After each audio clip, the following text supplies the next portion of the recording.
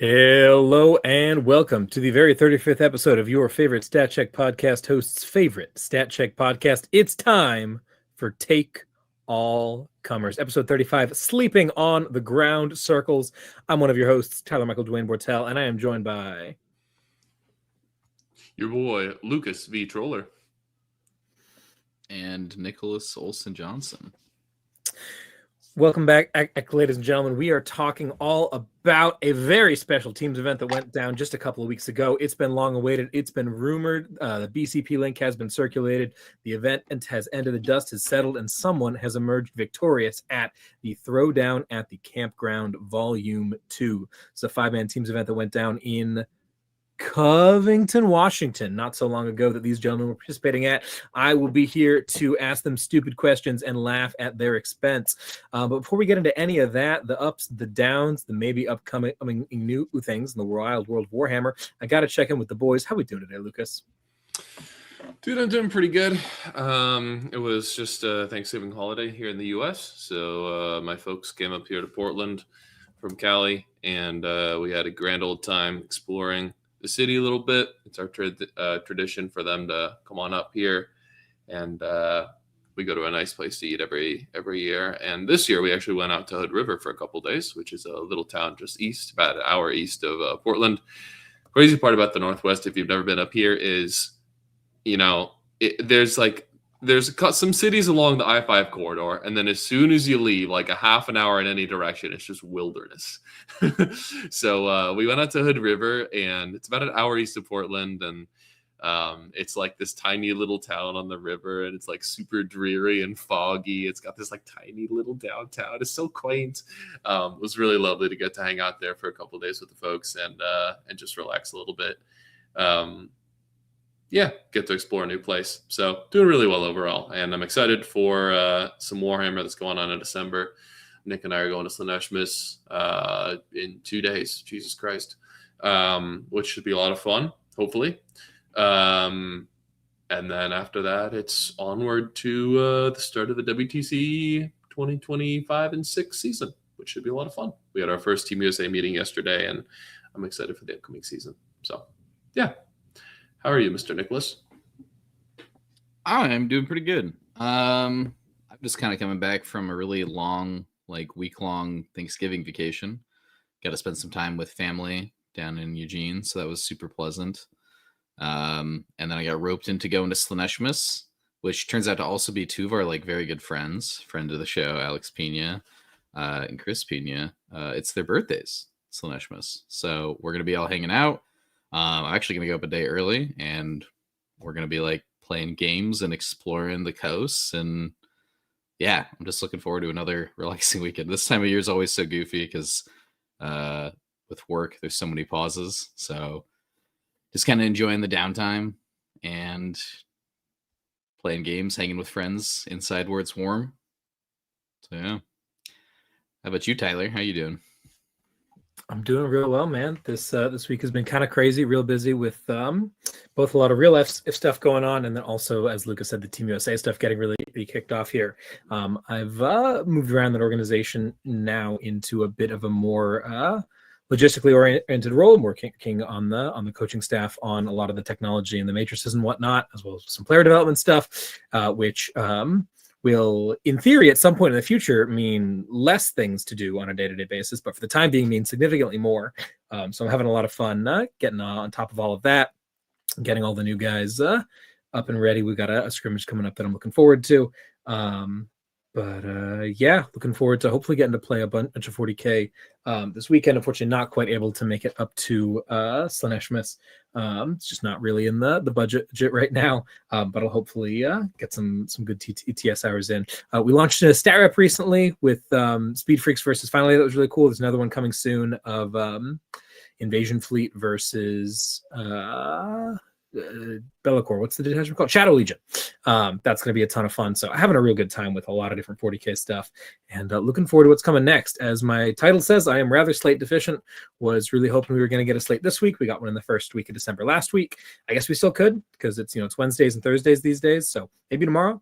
But The winds do not feel that way to me. We'll see. Hopefully it's next week. I'm excited for some things to change. Anyway, shall we hop right on in then? I know we've got a whole lot of stuff to cover. Hopefully our friend Ian and Swallow, who is also this event, will be joining us a little bit later in the evening to talk about some of his games. But I'd love to get right into it with a bit of an event review, gentlemen. How was the Throwdown at the Campground? What is this event? What's going on? What can people know about it? Why is this the second one? Yeah, I guess I can speak on this because I've attended both Throwdown at the Campground 1 and 2. Yeah, this is an event up in Covington, Washington, put on by a local team to Washington, Deep Strike Gang. It's called Throwdown at the Campground because it basically takes place at this like summer camp that one of the guys on Deep Strike Gang, I think, helps run the summer camp. But obviously, like during, when it's not the summer, they have all this space open. So it's basically we all show up for the weekend. We all sleep in the cabins there on site, and then we wander in or wander down to the camp lodge and play some 5-man Warhammer teams. I think the first one had like 8 teams, I want to say. This one had 12. So quite an increase in the amount of people. Yeah, it definitely felt like a bit maxed out on space. This is certainly a cozy event. But like the vibes are pretty good because you're hanging out, not like out in the woods. You're like kind of still in the town, but it's like a private area with like a lake and everything. So it's just very pleasant. Rounds starting around like 10 or so. So yeah, we ended up playing, I think it was 2 rounds of teams per day, 4 hours per round, which is like a very good pace for that, I feel like. And it's pretty much all the details about it. Yeah. Very cool. Anything to add to that, Lucas, or should we jump right into some games? Not really. It was it's the way this was pitched to me anyway, just speaking from anecdotally, having not gone to the first one, but having had a ton of fun at the second one, was like, this is a campground, but it's functionally in the suburb. Like you drive for 30 seconds and you're on a main road. But also you drive those same 30 seconds the other direction and you're just like in the middle of the woods in November in Washington. So it's like, it feels like some like haunted village and there's like little cabins. I don't know. It's just really, I love the vibe. Yeah. I'm curious the history of that place. I wonder if it was like initially was somewhat remote and then the suburbs have just moved all the way out and they've just maintained the campground as a campground, even if it's not quite as far as it used to be from the city center. That's an interesting question. I don't know. I hope you make it up to one of these because like it is a very seems like great unique vibes. Tournament space. Yeah, totally. It's right next to a lake too, which is pretty weird. It's like a private lake. Yeah.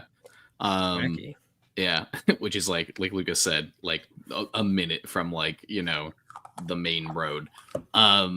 The event itself too, having gone to both of them, the springtime one, I think if you could only make it to one, I think is the better one.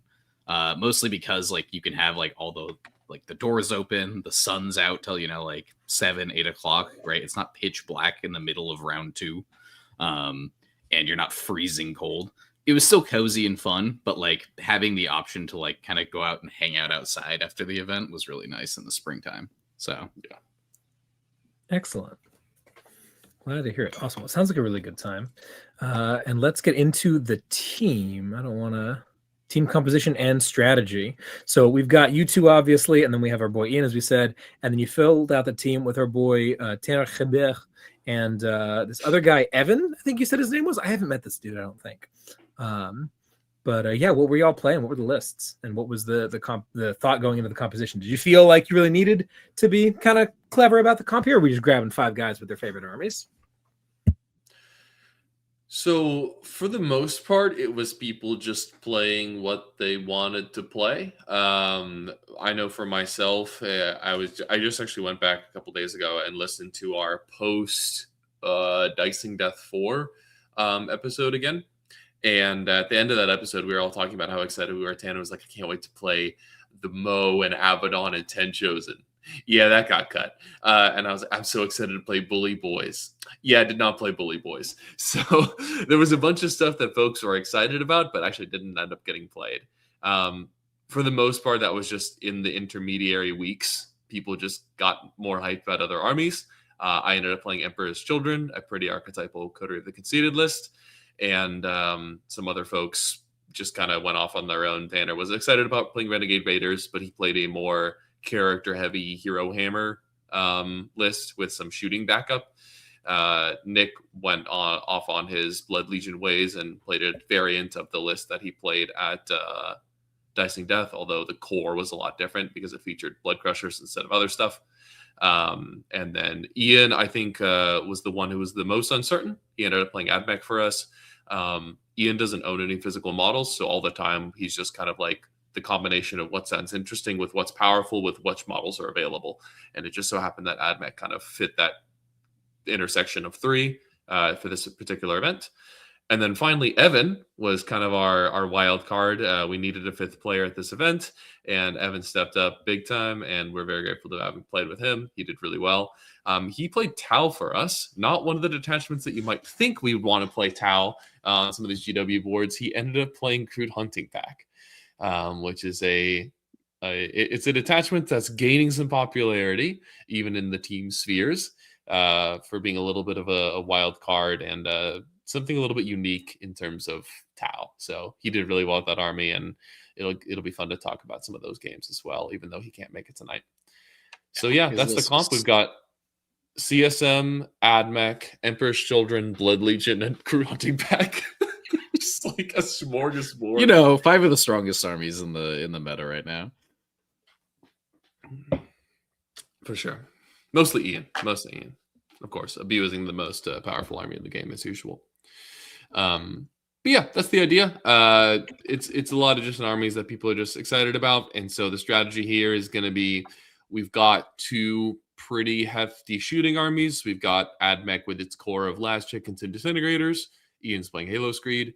And then we've got Evan with, if he plays and do 60 to 70% of the armies out there, he's going to have a gun advantage. If you haven't seen Crew Hunting Pack yet, it's more or less a bunch of guerrillas, the Rampagers and Crutox Riders, maybe a couple Crew as well, in front of 2 to 3 Sky Arrays, 2 to 3 Hammerheads type of thing. And it's just shooting you with 6 tanks while the guerrillas exist on the ground circles. And yeah, so that outguns a lot of armies in the game. So very often we'll be throwing out one of those armies first to grab a light table up.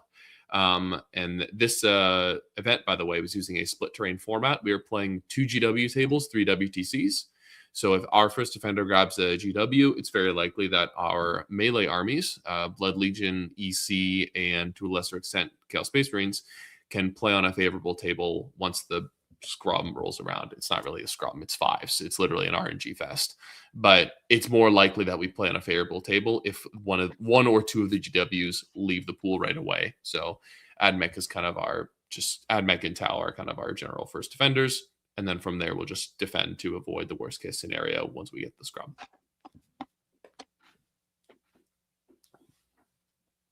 Very cool. Sweet. Seems like a sensible strategy. Shall we get into the first round? Let's do it. Sweet. Round 1, it looks like you're up against the Heroic Knights, the Baja Blast flavor. But I assume there were a couple teams split up from the Heroic Knights here. 2 of them already. Looks like this team is featuring Blood Angels. I don't know enough about Blood Angels. That's a Blood Angels list. It has stuff in it.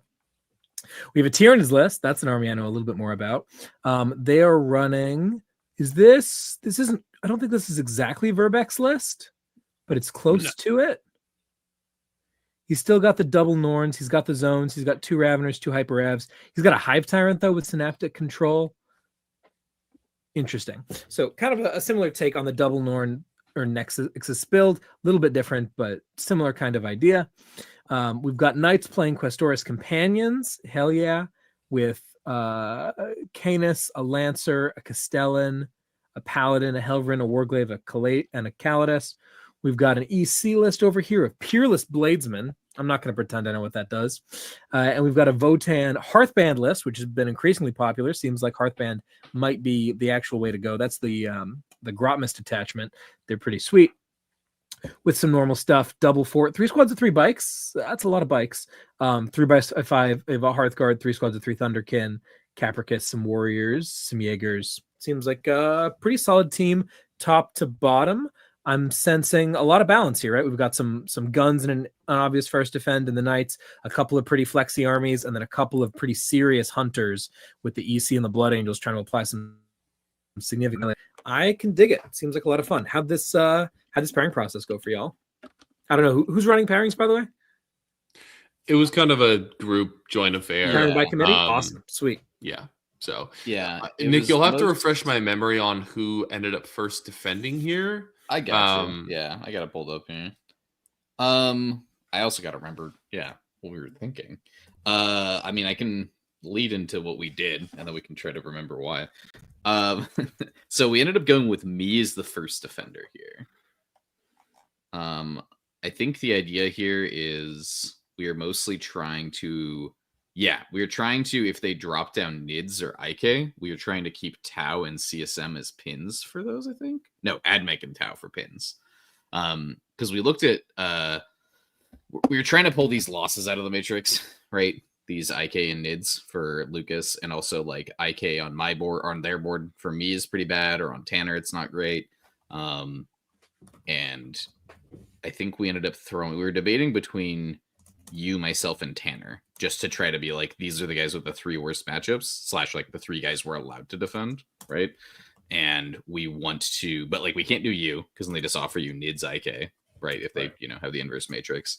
So then it comes down to Tanner and myself. And we almost considered Tanner because he has so many of these like, better with board choice things here. I think we ended up going me though, because Tanner has more greens overall.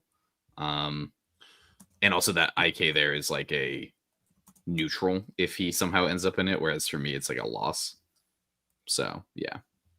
The hope here was maybe I pull something like BA or NIDS or EC out of the matrix, because EC is such a weird one for like the rest of our team. Yeah. The big thing here, this does perfectly fall out of sync with what I just said our main strategy was, which is defend with Tower AdMech. And now here we need to keep Tau and AdMech around as our attackers no matter what. So that's a little bit funny. But if we see Tyranids and IK, those are 2 of the armies that are like the biggest inflection points for us, because they could end up being horrendous for me, basically.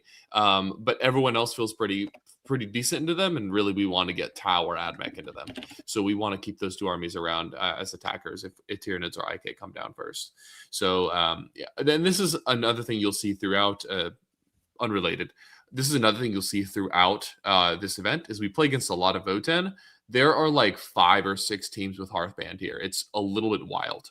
For some reason, all the kin mindset was just like, we are playing Terminators this event, and you can't stop us. Well, evidently our team can stop you, because the data sheet is dog shit.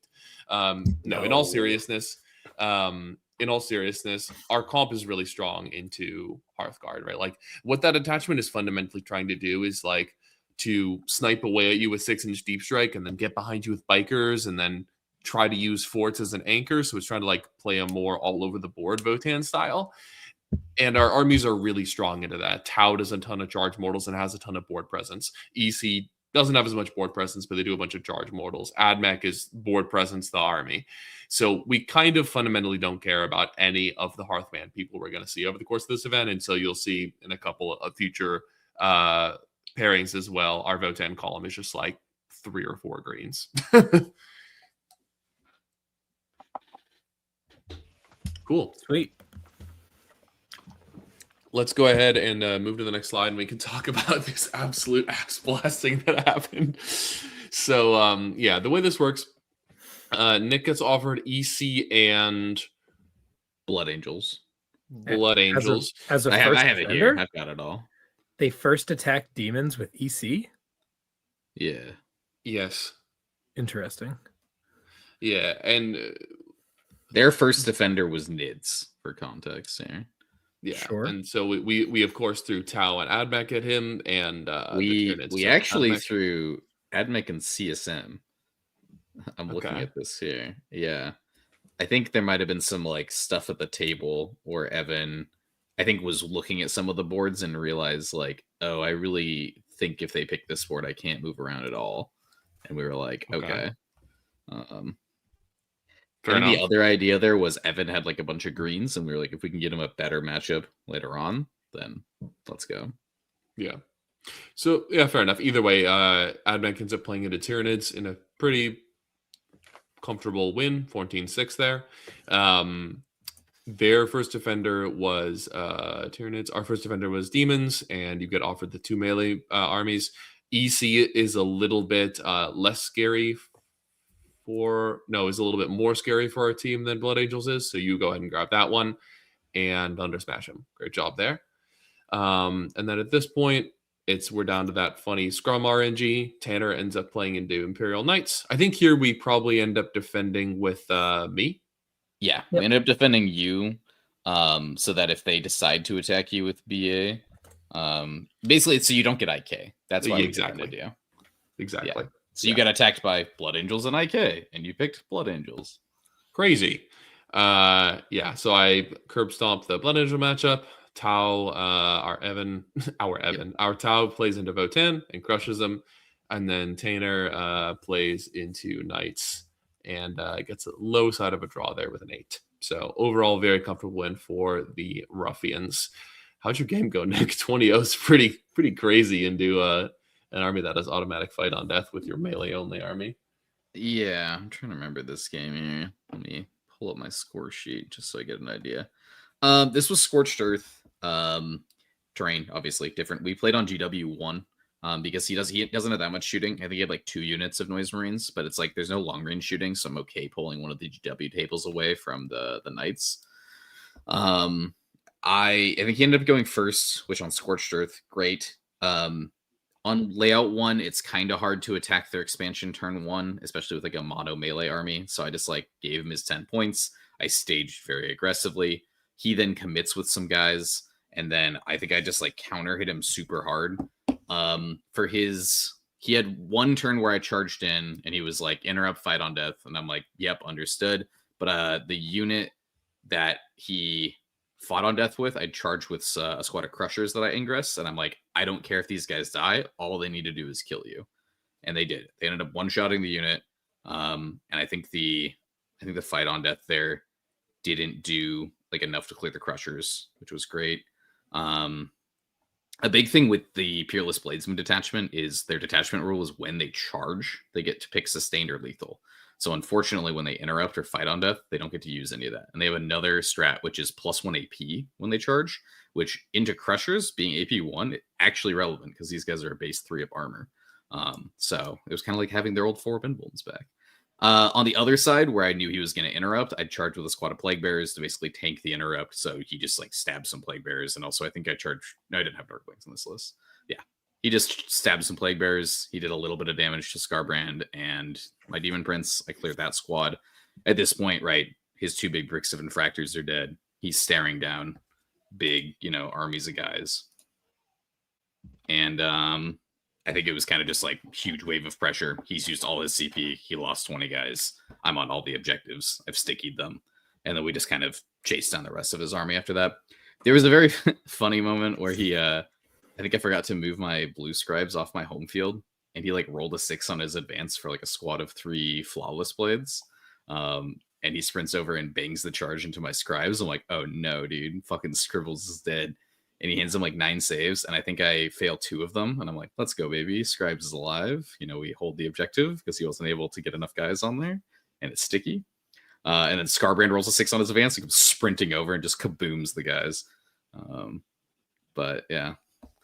Yeah, it was a fun game, just one big giant fight phase and then game's over. So, yeah.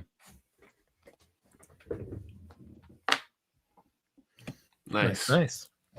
Yeah, mine was a little bit more of a drawn out, laborious affair, the way that EC like it. This is Blood Angels is all the power armor games, because not all of them, but many of the power armor games, especially between elite power armor armies like Blood Angels and EC, this is very careful dance where you don't want to throw resources away, but also you like every primary flip matters, but also the resource game matters, and then neither of us really have that many units to action with. So it's this little like ticking time bomb of a game, and eventually it either starts snowballing or there's just like one massive explosion, and you see what happens after that. And this game was more of the former. It was a little bit of a landslide where my opponent made a couple of down trades early on. And then he was talking up, his Smash captain. He's like, this guy does dev wounds. He generates 100 million hits on you. And he and his 5 Assault Intercessors went into a Demon Prince. And I'm like, okay, Armor of Contempt, feel no pain. I take 2 damage. Nice. Yeah, it's in very careful positioning, terrifying, like balance of power games like this, where every decision matters.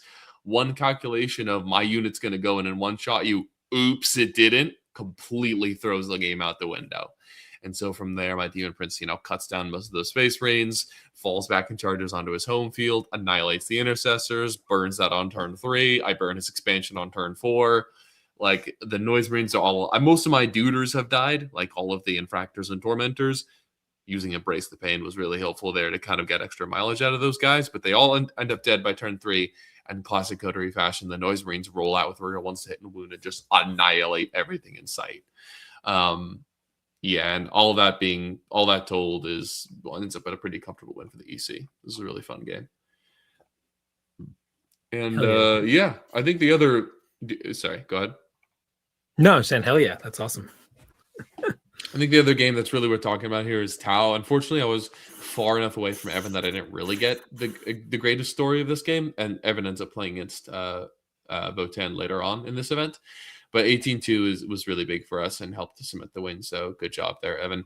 I'm imagining that, Hearthband, as much as it wants to kind of play I'm going to, like, turn 2, I'm going to open up a hole in your backfield with 6-inch Deep Strike, and then I'm going to jump in it with bikes, and my next round of Deep Strike is the next turn. Crude Hunting Pack is just fast enough to take the table and say, like, I don't really care about the stuff you're shooting me with. I'm everywhere with the guerrillas. You can't put a land fort out here to contest the objective. I'll do like 10 charged mortals to it and shoot it with 3 railguns. Like, I can see why Crude Hunting Pack would have the tools at its disposal to beat a kind of more fair army like Votan in a brawl. So yeah, I think they also really win the early game because I haven't seen Evan's list, but like my experience with Hung Pack is it's a lone ops on the objective, guerrillas in front of objectives kind of situation. And if the guerrillas are not on the objectives, the Votan are not doing anything to them. That is just a horrific profile to try to shoot into. Exactly. There is like almost no weapon that's efficient at killing those guys. It's like, can you find an efficient weapon for killing Sanguinary Guard? Yeah, okay, you can. Can you find an efficient weapon for killing Orc Boys? Like any 1 or 2 or 3 wound model, even 4 wound models, you can find good weapons. 5 wounds, T6, 5 up invuln is like, there's no damage 5 in the game. Damage 3 is inefficient. Damage 2 is inefficient. What the fuck is like strength 7 volume? There's none. There's almost no strength 7 volume in the game. It's weirdly I think you want autocannons because you want like 913 twin length is your optimal here. Sure. But like I don't know who has that in mass. Also, like what? That's not good at shooting anything else in the game. Exactly. it's a very unique problem for folks. The fact that they're also like the being 6-mans is like, I'm like, oh, if that's a 10-man, like that's something that a Maliceptor will be okay at shooting into. Like our blast is really going to start picking up here, but like only getting blast 1 into that profile while still having a full 30 wounds to chew through, massive pain in the tail. Yeah, really. And then the 2 survivors hold the objective, walk forward, grenade your tank, do 3 charge mortals to your tank, punch it in melee. Like you know what? I'll tell you. Sticky. You know who's efficient into them? Now that I think about it, is melee warriors. Strength 7, AP 2, twin length. Let's go, baby. That'll get you there. And they're only leadership 8 because they're crew, right? Please be only leadership 8. At least leadership 7. Rampager. I think they're lead 7. They're lead 7. Okay, close enough. Acceptable. We'll just battle shock them. Anyway, I do want to take a quick aside here. As we did receive a super chat. Big shout out to that one guy who says he'll get on a second. Love of all you guys do, and asks if I myself am liking Final Day at all. Final Day is still my favorite detachment GW has ever printed. It's a ton of fun. and has a whole lot of really cool pieces that work together in really fun ways. At the moment, I'm playing pretty strictly Invasion Fleet, strictly out of fun, frankly. I love that army. It's been having a really good time with it, and it fits into teams environments much better, I think, than Final Day does, partially because I think Biosanctic is something that people would love to have in a team setting. So I haven't been playing with it a ton, but like I said, Stat Rep with it is out now, was a ton of fun. Took it to, if you haven't listened to our Challengers Cup episode, listen to that where I talk about it a lot. Absolutely love the army. Super fun, just not exactly what I'm doesn't fit into what I need to be playing at this exact moment. So that's Final Day. If you want your own questions answered, you can super chat just like that one guy 8771 did, or you can also if you're in our Patreon, message us in the Discord thread that is there or specifically for this episode or future episodes, or if you ask a really good question in chat. I'm kind of a sucker for talking about Warhammer, so maybe ask it, we'll answer it. Sweet. You boys ready to move on to round 2? Get a little bit more challenge from an entirely different team? Definitely. Alrighty. Finished up with the Heroic Knights and on to round 2. The Heroic Knights! Did they not get a subtitle? This is their A team, dude. This is the A team, okay. This is their big brother. You've defeated the Heroic blast. Squires, and now you're on to the Heroic Knights. Excellent. Yes. Sweet. That's why your Matrix looks better? It's pretty comparable. Just you guys decided that Our Matrix can be whatever it wants to be. Reasonable. All right. Well, this time going around, we've got a pretty standard looking combined arms guard squad, a Krieger blob, some dudes in boats, some Rogaldorns. We've got is this Francis playing for them on the Templars, or is there a different Justin who plays Templars? Cool. A different Justin who plays Templars, who is doing the how many rep X's? Two. There they are. Two rep X's and double rep X, double impulsor with lots of Sword Brethren and some Vanguard vets kind of thing. We've got Nicholas playing Sisters on Champions of Faith. Champions of Faith, kind of the normal triple Sacrosanct, triple Castigator, Volgons kind of thing. Peter playing Infernal Lance Chaos Knights. Is this Venner's team? It's Mr. Venner. Yep. Nice, awesome. Is this From on Sisters? No. Different Nick. Okay. All their, I guess people named Nicholas play Sisters and people named Justin play Templars. But he's running not Notable quite 3-3-3. He's got two despoilers, and then a huntsman, 3 carnivores, 3 stalkers, 2 beasts, 2x3 nurglings, and then we got Zach himself on the orcs running Tactical Brigade in the year of our Lord 2025. What the fuck? Okay, yeah, it's like exactly what you think Tactical Brigade is. Cool, sweet, yeah, crazy. What were your thoughts going into this pairings? So unfortunately, I don't know if we put in all of our table pairings for these guys, because it was one of those, like, we don't know which round we're going to hit them on, because like the tables change between rounds. And since we're on mobile, we couldn't add any table pairings to this. Did you guys not bring a laptop? Nah, I don't own a laptop, dude. So there are 5 people on this team. Surely Ian Swallow owns a laptop. What? We didn't have a laptop. So this was a lot of like, this is a green if I get my board and yada yada. Like my CK, for example, there is like green on my board, like probably loss on his board, if I GW6. So this one here was kind of like looking at me, and it was like, all right, I've got 3 matchups that are pretty tough for me, right? Sisters is a big giant wall. Guard probably just like, it's kind of, I hate to see that much trash and that much gun. Orcs kind of same thing. It's a bunch of guys in trucks, and it has 2 beast boss squads, which one shot like any unit in my army. And it also just has a good amount of gun. Like, these are not great matchups for me. The Templars one I've played before. It's very scary. It's very flippy. And then the CK one obviously is very terrain dependent. So we don't really give a shit about me. So it's kind of like, if we can use me to pull a loss at some point out of the Matrix in order to get wins for other people, that's like kind of the plan here. I think Tanner was pretty board dependent here. Like a lot of his greens were like, I need to not get outshot by them. So we ended up, and kind of here it was like the same thing. Tau and Admech are only 2 that can actually attack CK. And then Lukas, we don't want to first defend him because we don't want him to get immediately pinned. by Templars and CK. So we ended up first defending Tanner here because he was so terrain dependent. And he ended up getting attacked by CK and Templars. And we told him, let's take, CK out, right? Because if you get them on your board, that's supposedly a win, right? And on everyone else on their board, it's a loss, right? And we don't want to run into that later on. So Tanner takes that out. They throw down guard as their first defender. We attack it with Tau and Admech. They take Tau. So at this point, right, looking good. We got 2 wins. Nice. Then we look at the matrix that's left. If you want to, I guess, hop back. So we're looking, it's myself, right? Lukas, and it is Ian. The thing about Lukas, he has 1 loss left in the matrix. The Templars, right? The CK are gone. Ian, I think, has like triple wins, or he's like 2 wins and a tie. Cool. I have like a flip, a loss, and a loss. So it's like defending me is pointless, right? Because we're not going to avoid the loss.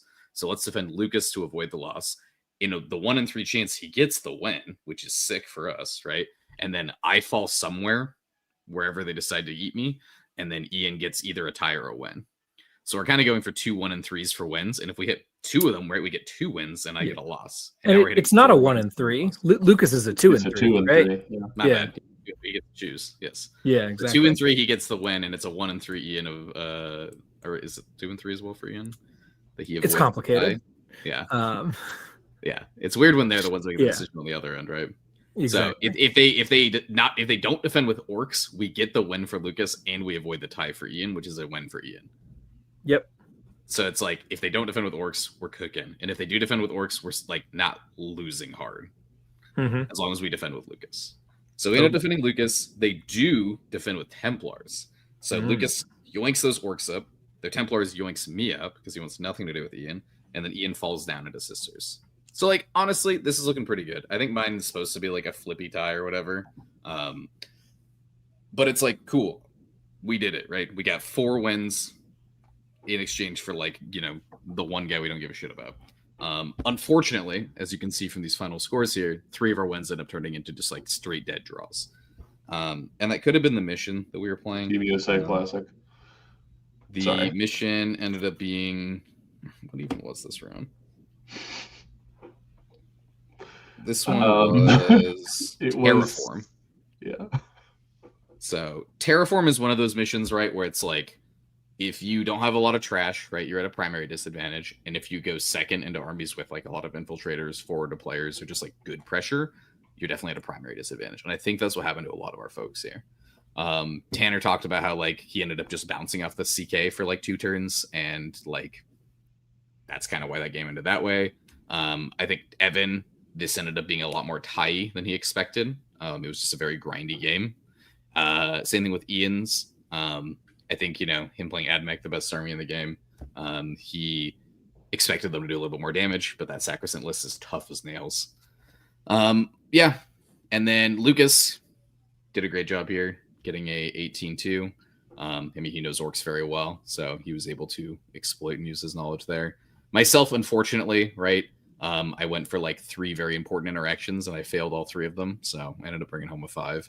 But it was one of those where I'm like, all right, I'm getting like, we're at a 10-10. Fuck, we're at a 7. Okay, maybe we'll crawl it back. No, we're at like a 4. Okay, we're back to a 5, and we're staying at a 5. All right, cool. So, yeah. Do you want to talk about your game, Lukas? Or...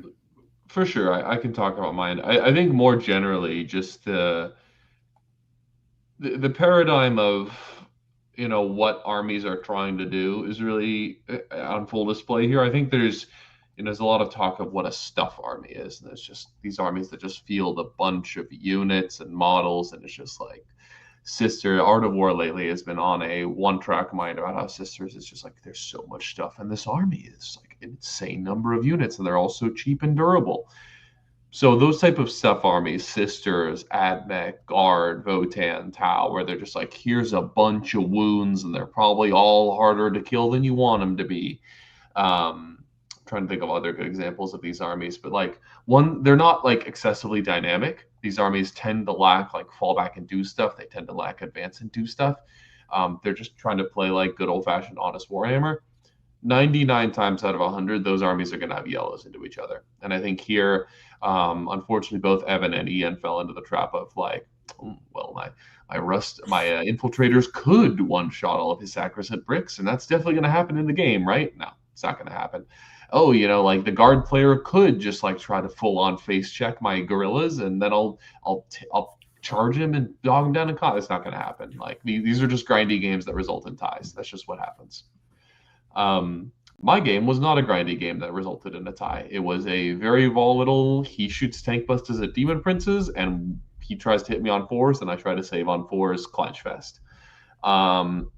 I did a couple things this game that set me up for success.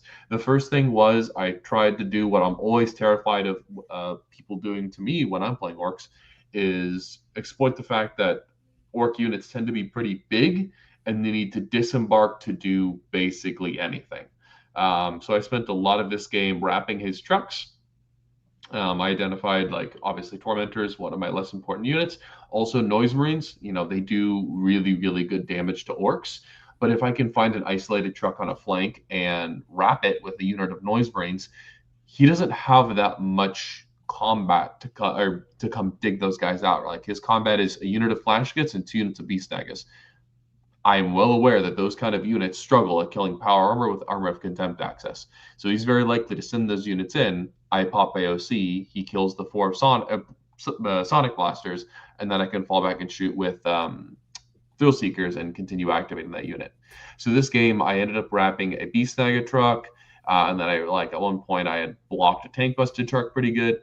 And I just did a bunch of wrapping that made it really awkward for him to engage me, so that when he popped his wall turn and just went in with everything, he didn't have redundancy of like, okay, here's a tank buster unit that can shoot out a demon prince, and then I have a unit of like snaggers that can follow up in case I whiff and finish off the low health demon prince. Instead, he shot a unit of tank busters at a DP, should probably about kill it. He did 4 damage. Okay, shot another unit of tank busters at a DP, should about kill it. Okay, that demon prince took 4 damage. Unit of beast daggers go into the demon prince. Just like in the previous game with Blood Angels, I pop Armor of Contempt. I use the Feel No Pain. The beast boss does 2 damage to me. The snaggers do 1 damage to me. I slash half the squad in half, fall back and charge onto the Gretchen in his home field. Really, like, that one flip was like, okay, now I have a massive momentum advantage on him. And I also have like 1.5 more demon princes than I was expecting to have. And then I just crushed him. And as scary as orcs are at doing damage, there's very few detachments in that codex that can take a hit, and tactical is like least among them. That army is fucking squishy as hell. So as soon as things went poorly for him, it was catastrophe. Yeah, really fun game. Good opponent. I could tell he really knew what his army was trying to do, but I think he it's a little tough to say, but I think he probably should have used his Beast Dagger boys more aggressively. EC between the Feel No Pain and the -1 damage Demon Princes and the Armor of Contempt has a lot of tools to shut that unit down. If you think that your Beast Dagger boys have to make a wall turn connection with Tactical Brigade, you're probably using them wrong, especially in an army like EC. Use them early to flip an objective or kill 5 idiots, and just accept that that's the value you're going to get out of them. I think that if there was one thing that he could have done better, it would be that. But overall, Zach played the game very well. Very interesting game. Nice. I guess this is the big game where I'd be curious is to know if there's much going on in terms of communication between tables. Are y'all talking to each other at all? I know you don't have a coach on staff, but like if there are 4 games following, I know you talk about these stuff matchups being pretty drawish, but like that usually happens because you're not playing with most of your army at once, and stuff armies, in my experience, can do this when they really need to. If we need to go find some points, is there much going on here, or are we just kind of playing 5 games and seeing what happens? It was kind of like whoever finished first became coach. So yeah, I think in this round Tanner finished first, and then he went around and basically was like, "That's going well, that's going well, that's going well. Keep it up." And then he came back later in my game and he said, "Hey, everything's tying." And I'm like, "Well, my game's over." And yeah, I mean, downside of not having a coach, right? I think we did do a better job the next day because, like, going into this tournament, our goal for this event was play armies we're excited about playing, right? Mm-hmm. Winning would be nice. We're going to play the best versions of those lists we can. But at the end of the day, as long as we're like playing some teams together and playing something we're excited about, like that's sick. However, like tying around that on Matrix we were supposed to smash, I think was a little bit of a wake up call. So we definitely did a lot better job communicating the second day.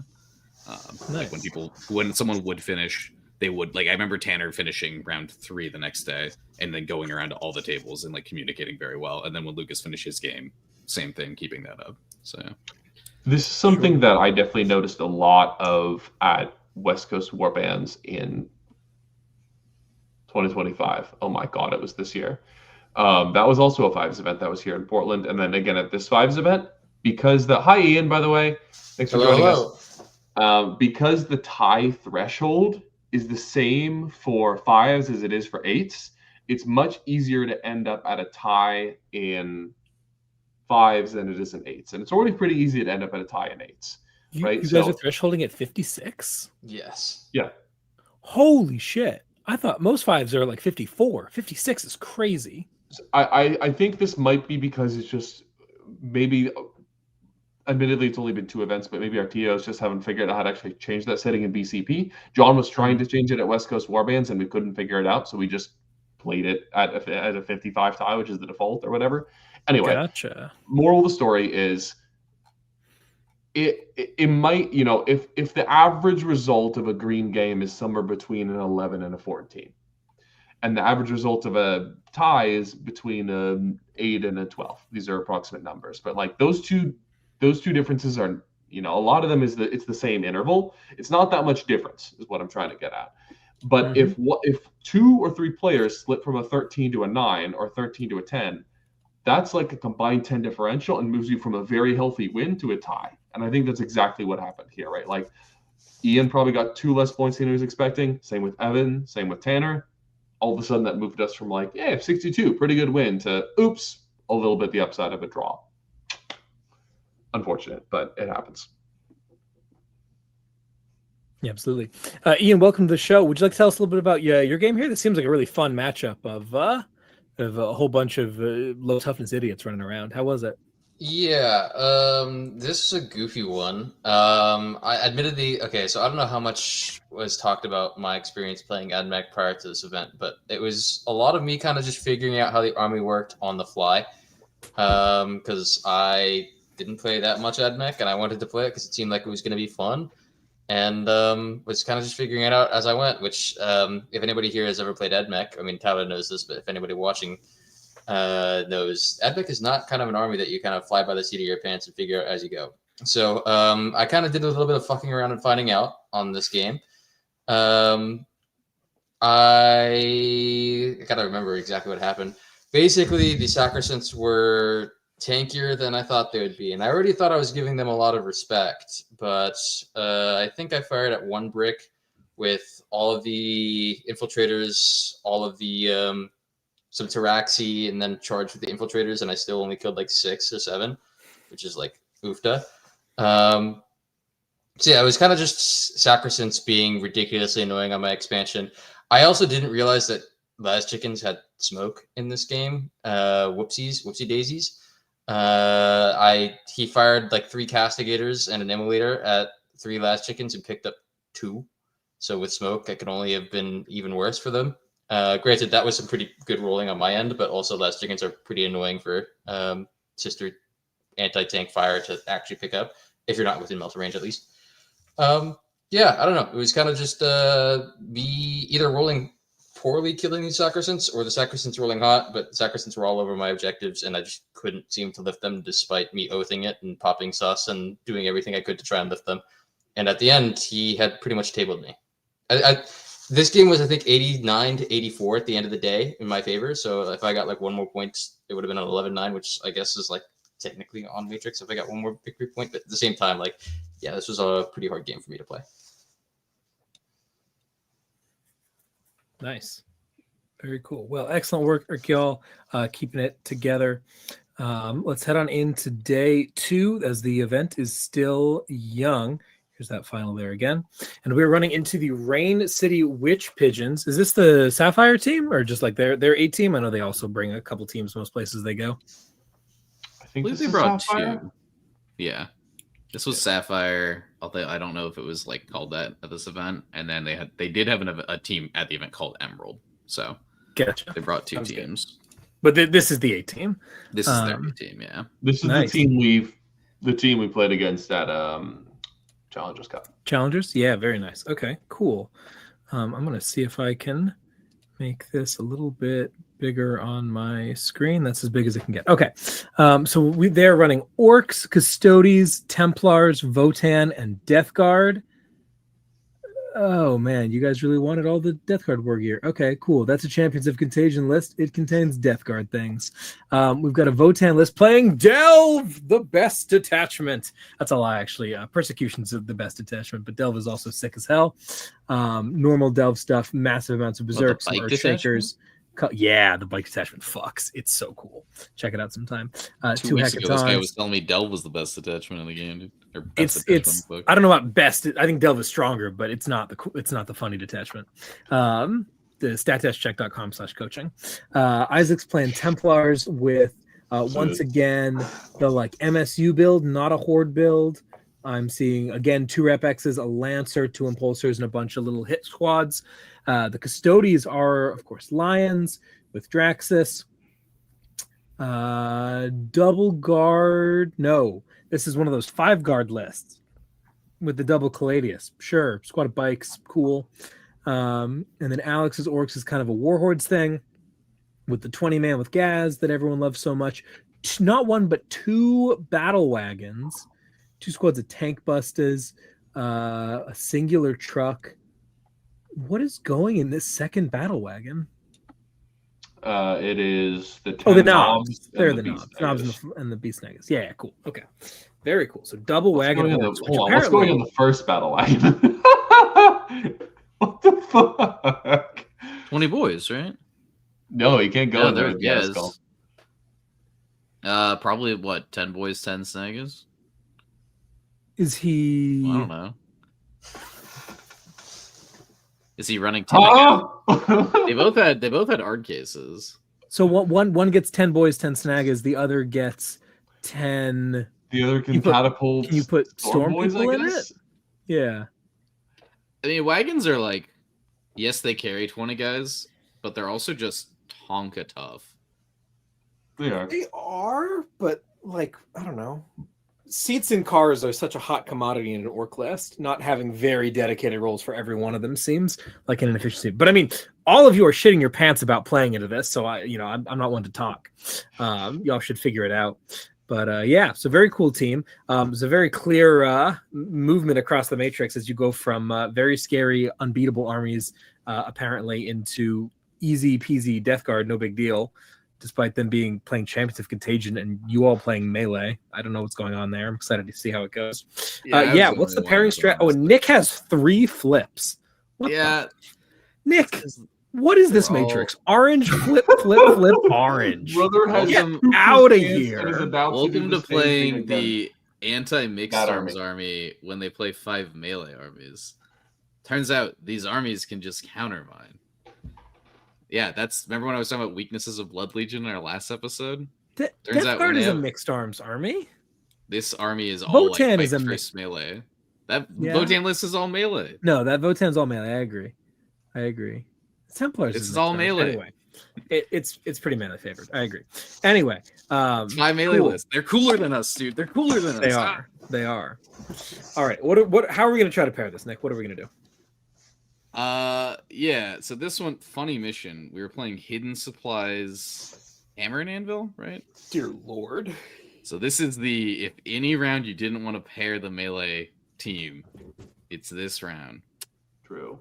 So once again, we're looking at my matrix and we're going, well, whatever happens to Nick is pretty fine. He'll just eat a loss for us somewhere. Preferably, he'll eat one of our losses that's also a flip. Because the flips are like, my last flip was a 5, but like the flips aren't like an instant loss, right? The flips are like there are a few very important interactions in this game, and if I win some of them, right, I win the game.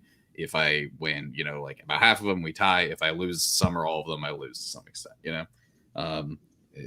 That's pretty much what's going on there. Let me pull up our pairings here. Very curious what we ended up doing. Got them here. They're right here, Nick. Yeah, I didn't want to spoil anything, dude. Yeah, so can we go back to the matrix real quick? looking at this here, we kind of have a few sacrificial people. Myself is like a pretty easy first defender, right? Because it's like if they attack it on the losses, like for someone else, that's great. The downside here is they probably attack us with Orcs and Death Guard, and I don't want to yoink Death Guard because everyone else on our team feels very confident at Death Guard. So it's like I could take Orcs. However, right now we're giving myself a loss when there's like potential for some points later on. Another one here is right. I think we didn't. You playing into Orcs literally the best case scenario here? Mm-hmm. I think the more likely thing there would be Custodes and Death Guard. Yeah. Where they force us to accept problem. Custodes. That's actually And what we then- talked about. Was like Custodes is such a good matchup for the rest of our team that I have to accept it because it's. And now we're taking away one of our other big wins. That's I'm remembering this now. Is what we were worried about. Was like, what if they don't attack with Orcs? Tanner obviously can't first defend because he gets pinned and like he has some wins out there. So like we want to try to prioritize that. And then Lukas has a very big win and a win. But like chances are, right, they give him Votan and Templars if he first defends. So I think we ended up being like it's between sacking Nick and sacking Evan. And chances are they're gonna give Evan Templars, Custodes, or Tau. And like we're fine taking Templars or sorry, not Templars, Custodes, or Orcs, and we're fine if he takes Templars or Orcs. Whereas for me, if they give me Death Guard or Custodes, it really sucks for our team. I think here also a bit of that thing I talked about at the very beginning takes over of we have these two gun armies that actually do benefit from a GW table quite a bit, especially into the all melee comp, more or less. If Nick gets splattered by a melee army, it doesn't really matter to me where the ruins are on that table. If Evan might get splattered by a melee army, it could really very much matter where the ruins are on that table, right? If Evan's able to stare down two super long angles at, a bunch of Templars transports or a bunch of Orc transports and say, don't move a muscle or I'll rip your guts out, that's, could end up in a better situation than otherwise we're expecting where, he's kind of not feeling great about Custodes or Orcs, but if he's on GW1, it might be playable. Even though, primary is going to be quite scarce, to say the least. That's the reason why we end up going with Tau here. And I think he's offered Orcs and we end up taking Orcs. Orcs and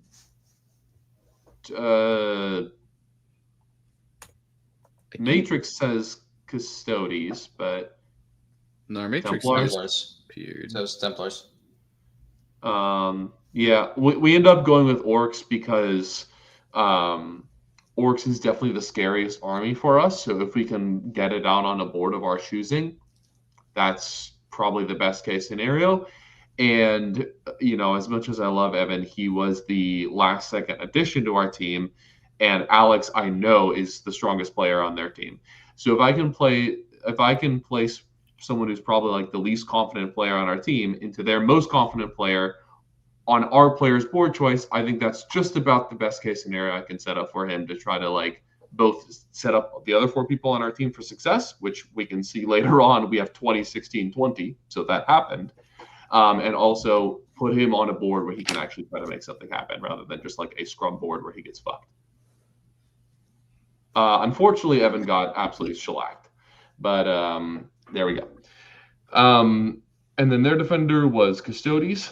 This was actually great for us because it let us throw two people at him that really wanted to play into him, namely the one blue that's on our matrix, and then Tanner. Tanner has some upside.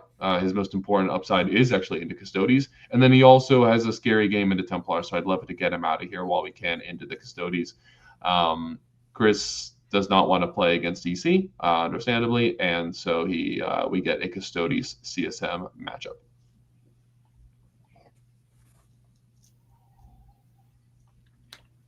And then the second half of this pairing here is all upside. Nick is, I think at this point, he's at flip loss. Mm-hmm. So I'm just going to let him fall into whatever he's going to fall into. Ian at this point is at, what is it? Win, tie, win. Yep. So again, if he happens to play into Votan, I'm not too upset about it. I think at this point, the most important thing is for Lukas to avoid his loss, and more importantly, for Lukas to pick a table. So we end up, I think, defending with EC here. Is that right? Yep. That makes sense. So this is kind of one of the rounds where, yeah, we're doing the thing I talked about at the beginning. Defend with Tau early, defend with Melee Army second once the GW boards are out of there, and I can just pick whatever's best for me. And as we can see, it worked out perfectly, right? Evan kind of got shellacked. Tanner held the line, and then the three of us absolutely feasted. So how'd your games go, boys? This was a great scrum for us. Yeah. Or at this point, I mean, So- Ian, you've been called on. Please. Oh, me? Start Me? talking. All right. I guess I'll go first. My game is actually, despite it being a 20, this was a really, really goofy game. Yeah, I think I was tabled pretty much at the bottom of 3, or top of 3. I was tabled, and I somehow scored a 20 in this game. Believe it or not. Yeah, I think there was some really, maybe this cold dice, maybe some really weird situations happening, but I was losing almost every single interaction that I was, entering over the course of this game until turn 3. And then all of a sudden I had like nothing left except for bats and deep strike, and then like some straggling survivors all across the board. And he had like almost everything left.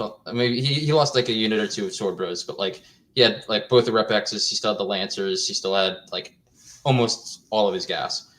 And so the game kind of just became like, okay, I've been denying his primary. He hasn't really been fully denying mine, admittedly, over the course of the game. So I'm kind of ahead at this point, but so far down materially that I'm kind of just playing, putting out fires here, putting out fires here, trying to, retain my lead so that I can kind of plug the losses as much as possible.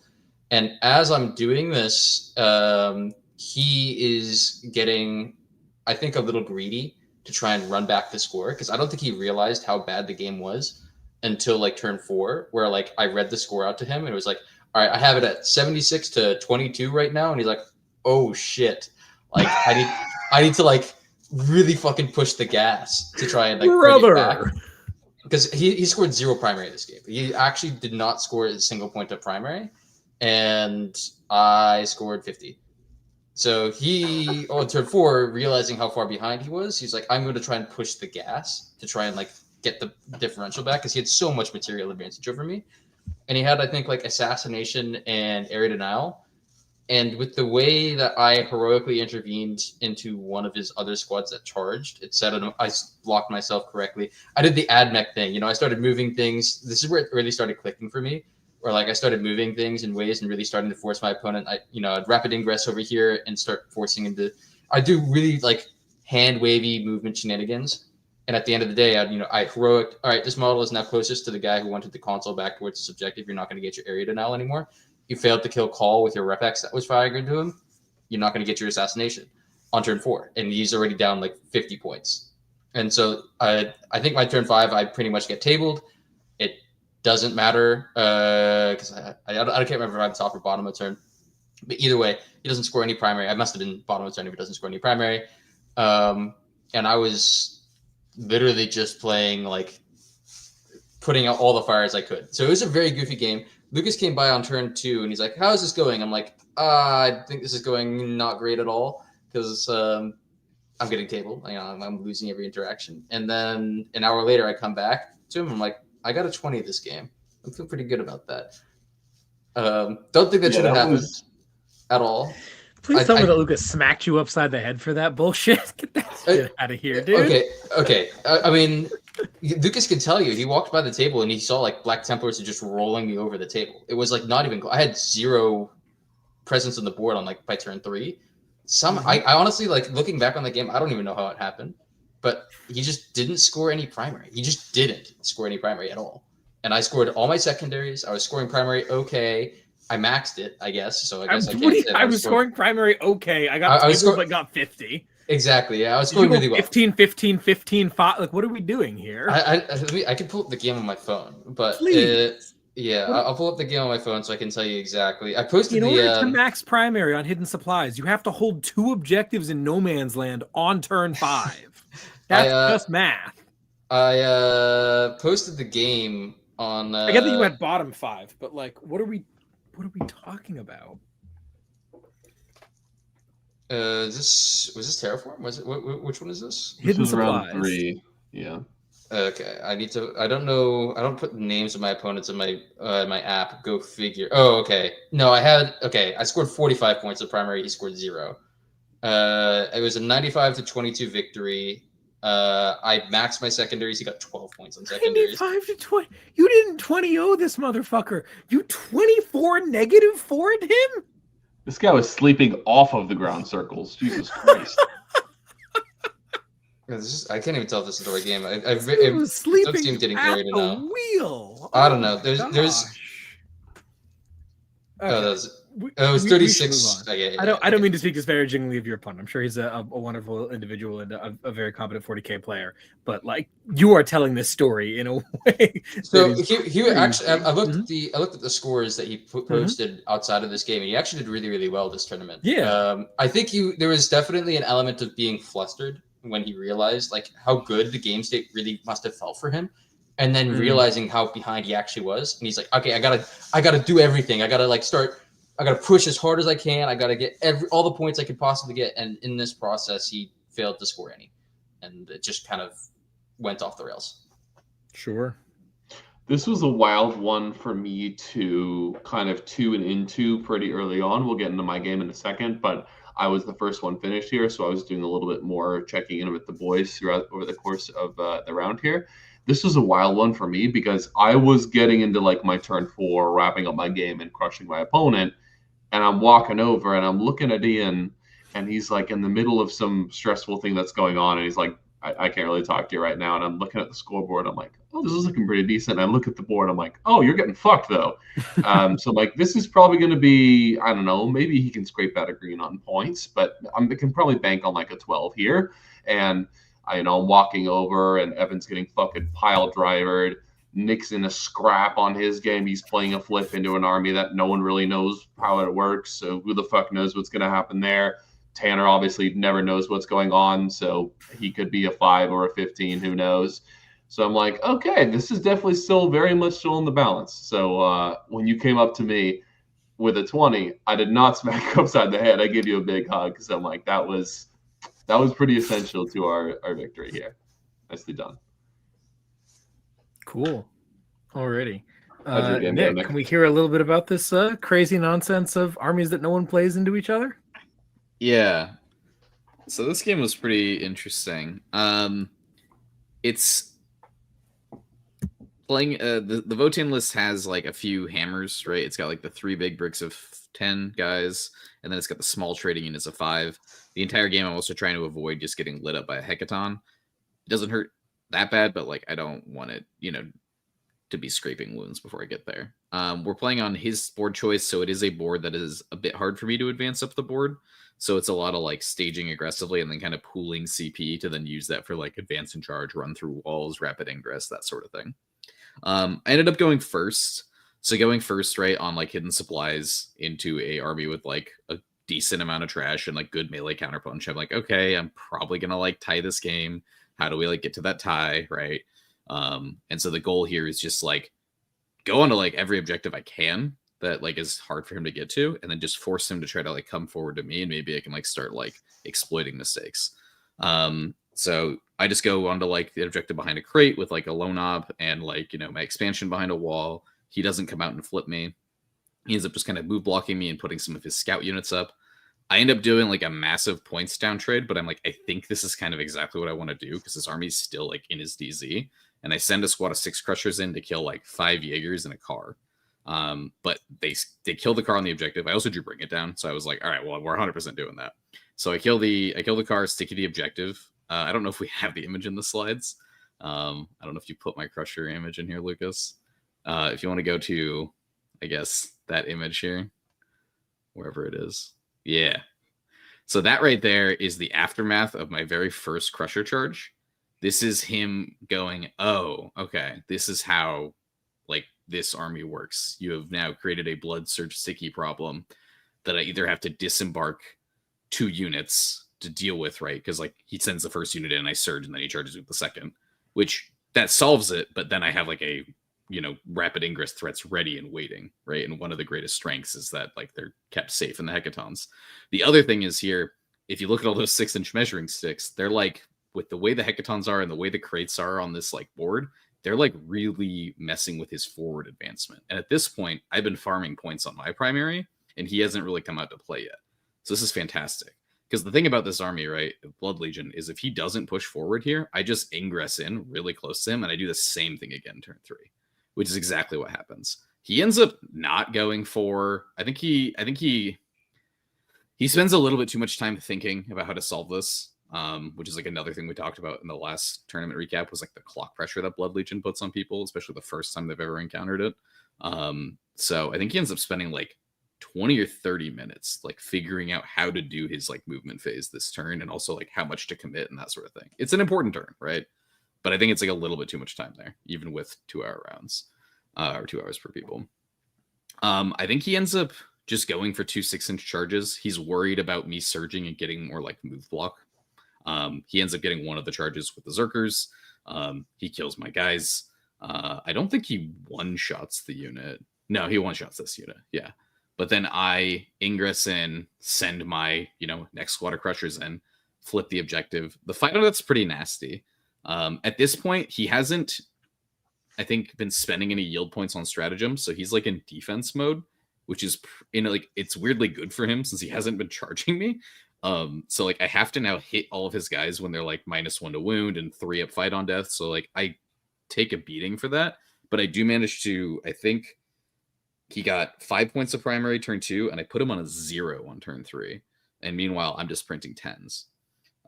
Secondary wise, we're both doing okay. I mean, it's just kind of like we're screening out our DZs completely. And, if we draw kill secondaries when we're going in, like we draw them, this is very much a primary points denial game right now. He ends up not answering me super well.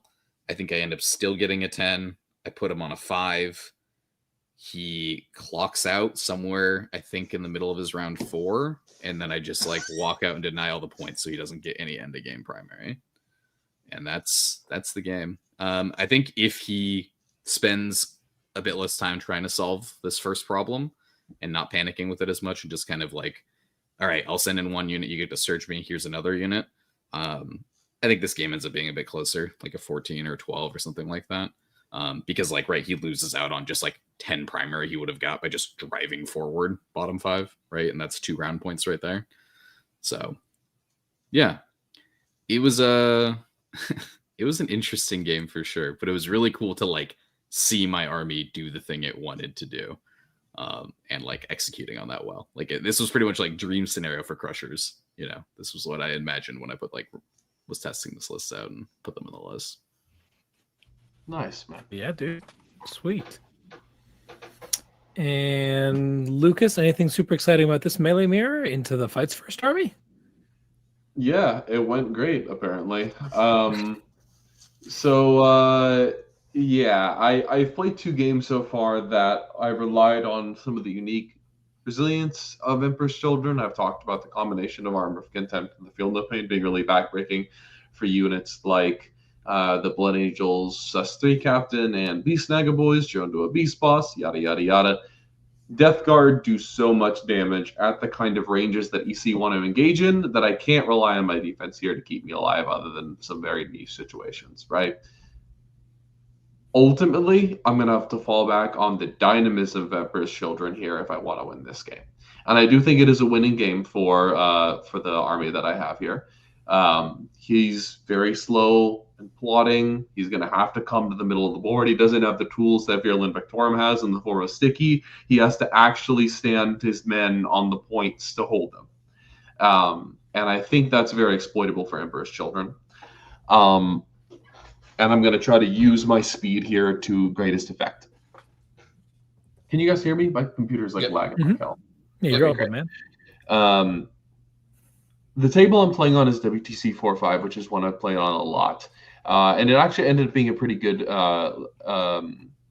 table for me. His list, since we didn't really go through it, is 2 units of 10 Plague Marines instead of Rhinos. There's one that's kitted out exclusively for melee and has native fights first with a Foul Blight Spawn. And then there's another one that's the standard unit with plasma guns and blight launchers, 3 heavy melee weapons, joined with the normal characters. Not Virulent Victorium. Champions of Contagion can only spend 1 CP to fight first with a unit that's double joined. So he has fight first threats in both places. And then he's got 3 drones, 3 units of zombies, 2 LOC-led Death Shroud units, and that's it. So quite elite. And very importantly, kind of tethered to his rhinos, more so than I am. Right? I've got the speed to go out and engage him on my terms, whereas he's really got like 2 options. Staying in the rhino where he's safe and using firing deck to decent effect, or disembarking from the rhino, threatening to shoot me with, Overwatch and real hits and wounds and fight first. But then he's very exposed to my Noise Marines, and Plague Marines aren't that tanky. So that catch-22, I think, paralyzed him a little bit. And if we go ahead here a couple of slides, the picture on the left is the trap I ended up springing for him. So there's 3 rhinos in this picture.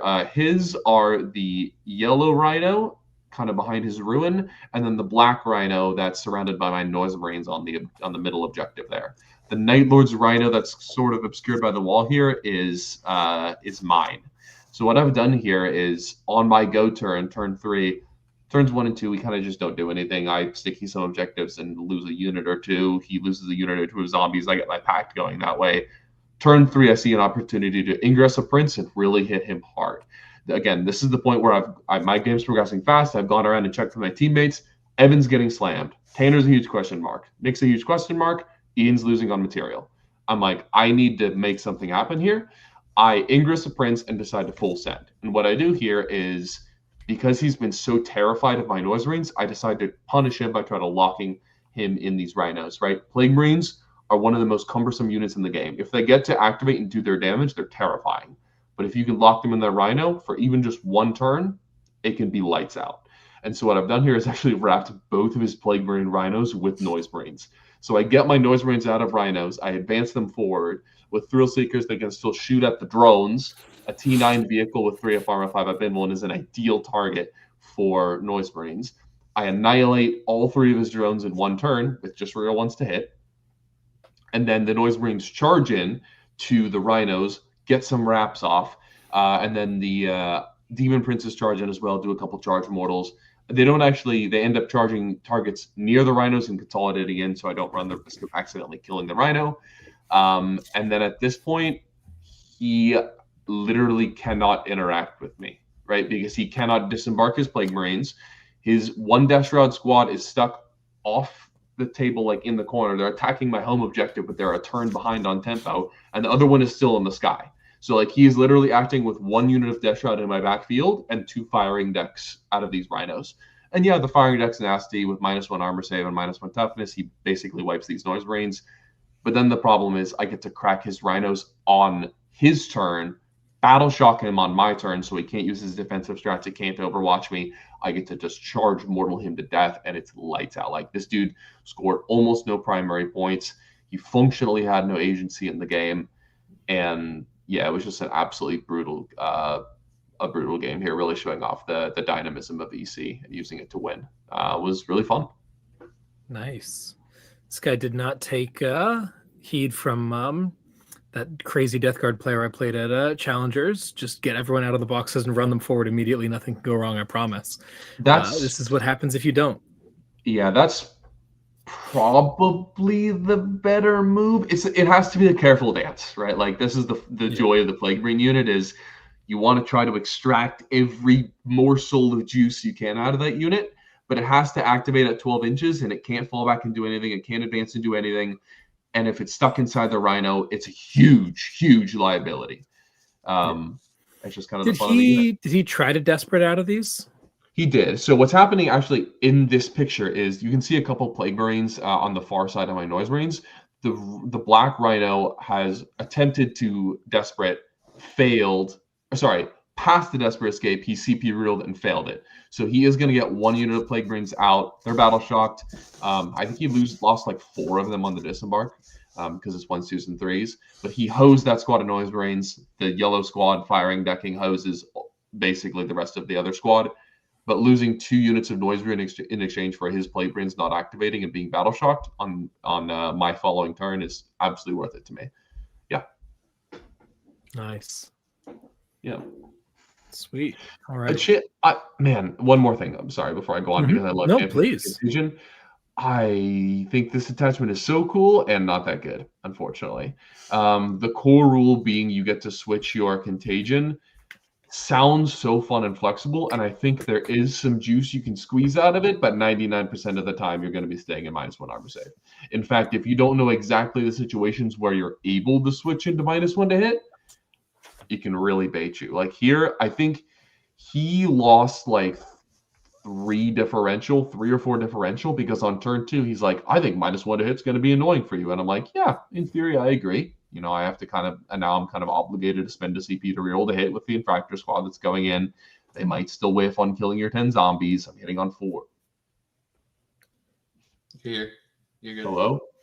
You're What is good. We wrong? can hear you. Fucking piece of shit. Yep. Sorry. You're all good. It's difficult for me to finish off these 10 zombies when he's -1 to hit. Oh yeah, the problem then is when he's using firing deck to try to kill that Lord Infractor squad, I can now AOC and take really good saves against his flamers coming out of firing deck because they're just AP2. One of them doesn't ignore cover. Okay, you killed 3 Infractors. I just have an extra Lord Exultant. This Lord Exultant, by the way, so this guy goes in on turn 2 to kill 10 zombies. Fails, doesn't die immediately. Rare Lord Exultant experience. He then advances and charges into like around behind what's happening. Right behind the wall on the backside of this Black Rhino is that Lord Exultant poking the Rhino a little bit. He's still alive. The Plague Marines get out to finish off the Noise Marines. He's still alive, standing there. Turns out he's on that plate in the following turn. So when I draw Sabotage the next turn, he's just standing there and it's like 6 points. This is turn 4. Turn 5 rolls around. He's still alive because this guy is tabled. This is the Lord Exultant, by the way. Turn 5, he's still alive. He ran in on turn 2 to kill 10 zombies. Like the trade, the classic EC trade. He's still alive. Stands there, deploys a homer for 4 points. Like, this guy is a hero, dude. The Dark Prince is hero. Oh, it was so hype. So yeah, that's how you know you're smashing a game. Is the Lord Exa who runs in on turn 2 to kill 10 zombies and get your army real once they hit lives until turn 5. Yikes. Yeah, for sure. Speaking of Death Guard detachments, so Champions of Contagion. Do you know what? Have you heard about some of the new hotness I've seen thrown around the community a couple times on what Death Guard players should be playing right now? No. There's a new detachment in vogue. Don't and it's it's the zombie detachment. It is the zombie detachment. And they're not playing anything crazy in it, though. They're doing like really normal Death Guard stuff and then just saying, I get 200 points of free zombies. That's my detachment rule. You're joking. No, I haven't seen this at the upper echelon just yet, but I don't see a lot of upper echelon players playing Death Guard in the first place. But that's the thing you can do. Zombies, boys? Okay. Zombies. If so, that's super hype. That's like the coolest part of Death Guard for me is the zombies. Yeah. Okay. I'm going to look into this. It's a wacky detachment. Because it does almost nothing for you. Other than give you 200 points of free shit. Hey, those Poxwalkers can deep strike, man. They can pose a threat. That 9-inch charge would be scary. It's also like you get to ingress in the late game, which is really cool. It's kind of it's a nice thing to have. So I don't know. Also, maybe like worth consideration. Don't think you can really ingress with deep strike. Sorry, continue. Man, can they please just what the hell is I gonna say? I do not remember. Classic. If you're about to say, can they please buff Death Guard? You can suck a fat one. Absolutely not. That army is right where it should be. Honest to God, zombies are annoying to kill. So if there was something else in the, maybe I need to look at this because what you're saying is you just run a normal Death Guard list and shoot them with good Death Guard units, and it's enough. Okay, fair enough. If you just get 2 under 3 points of annoying to kill guys, maybe that's good enough. I mean, that's the GSE detachment rule. It's pretty great. Or army ability, I mean. It's pretty great. Okay, fair enough. So yeah, I don't know. Anyway, I don't know. Don't take my word for it. I need to see a little bit more, but it's. I heard someone talking about this. And I thought it was hilarious. Anyway, yeah, it's done, y'all. That puts you guys at 2-0-1 going into the finals, a 4-round event in total, and that brings us into the finals up against Paradise. As I understand it, what was the situation at this point? Is there anyone true undefeated at this point? These guys are truly undefeated. We are 2-0-1. So if we draw with these guys, they will win the event. Cool. So you got to win this, but there's not like another 2 people who are 3-0 who are fighting it out. This is top table. Cool. Alrighty. Well, Paradise going down the line here also has guard, but they've got the recon card, baby. Let's go. Recon guard mentioned. I don't know how this guy did over the weekend. Probably poorly, but he's a Chad for playing this. Brennan, good for him. Well, we got Brennan here on the Tau playing Montka with the triple Pathfinders, the correct way to play Montka. Sorry, not sorry. We've got Jameson playing CSM with Pact Bound Zealots. It sure looks like a Pact Bound Zealots list. We've got Jesse playing Votan again with the Hearth Band, but a little bit more respect from the Matrix into this particular version of the build. A couple extra jacks, I guess, and a couple extra transports. And then we've got Tyler playing Black Spear Death Watch, not a detachment that we see getting thrown around very often. Seems like a lot of yellow, probably a lot of haven't played much into this, if I had to guess. But yeah, that's kind of the normal Death Watch stuff. 2x10 vets, 2x5 Terminators, 2x10 Indomitors. No Fortis teams, as cool as that would be. He does have the Immolator full of sisters to help shore up some of the trash issues and ignores cover, so kind of cool. Wow, what a matrix, Ian. Hell yeah, dude. Tanner too. Like, you boys know what's up, and you're if it's not going to be all green, it's going to be all yellow, baby. Let's go. I respect that Tanner has been hitting yellows all weekend and is like, it's going to be a yellow. This is pretty much my experience. And of course, it's the one fucking round he comes back with a 14.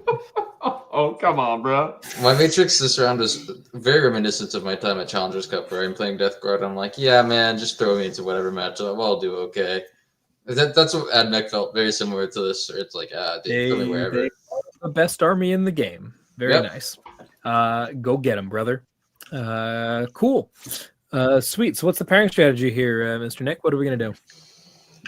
So it's funny because I think that Evan had guard as like a green, and we had to tell him like, no, this recon list will like actually body you.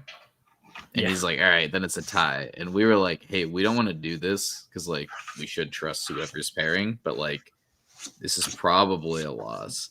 I don't know if we paired with like that though. I think we paired being like, all right, if you think it's a tie, like we'll let you talk us down to a tie, but it's absolutely not a win. Because we first defended Evan. I think this was kind of similar to the last round where we were looking at the boards and we were like, there are a bunch of boards that Evan like can't play on WTC side because like it just move blocks his tanks too much. Because he's playing 6 Tau tanks, which are fucking enormous.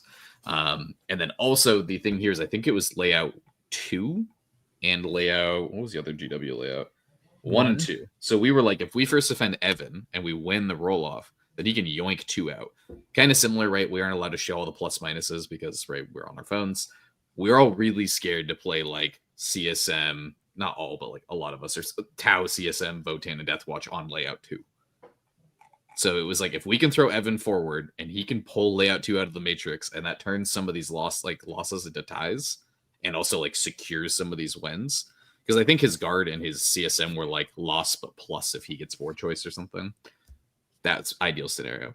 I think that's exactly what happened because I think Evan won the table roll off 4 times in a row this weekend, right? Yes, you did win. You have it marked that you've won every single round. Yeah. Evan rolled a 4-up to win every single one, by the way. This round, he got into like a 4 tie. I think he rolled a 4 into like a 1, into a 6, into a 3, and then the other guy rolled a 2. And Evan's like, yes, I picked layout 2. So yeah.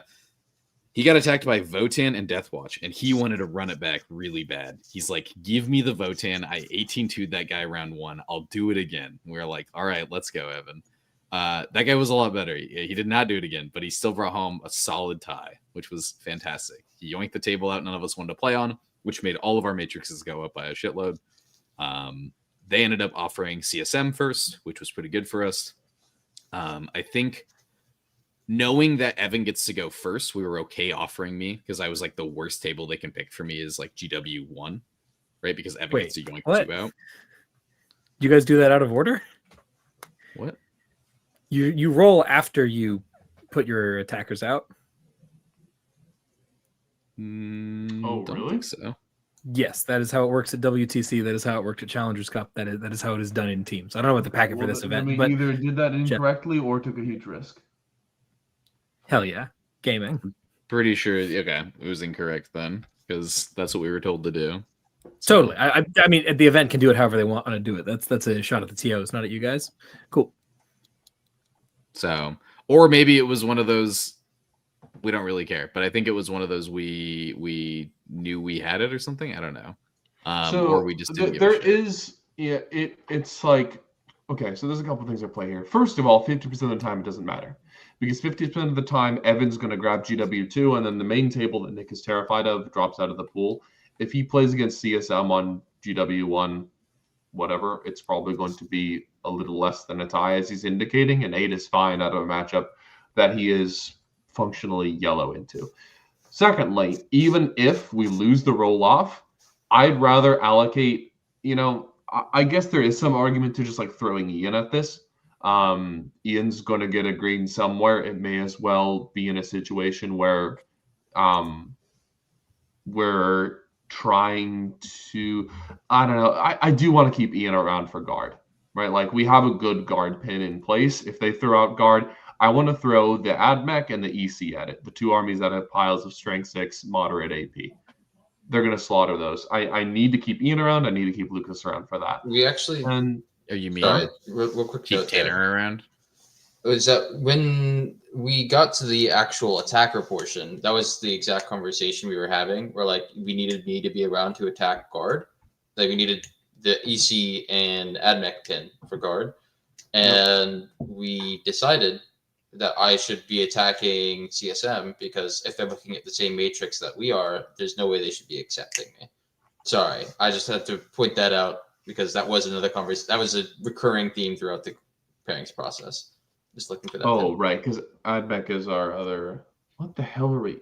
What were we even thinking here? The idea here was that we wanted them to take Nick here against, or they wanted CSM to take Nick. Yeah, but if they take Ian, then like they're trolling, and that's great for us. Exactly. The idea was that they probably want trolling if they take Ian with the CSM. The idea was that the CSM was probably going to be more scared of me than they were going to be scared. Hold on. Let's slow down. What are our options? Right, we're obviously Tau is our defender, so we cannot throw Tau at them.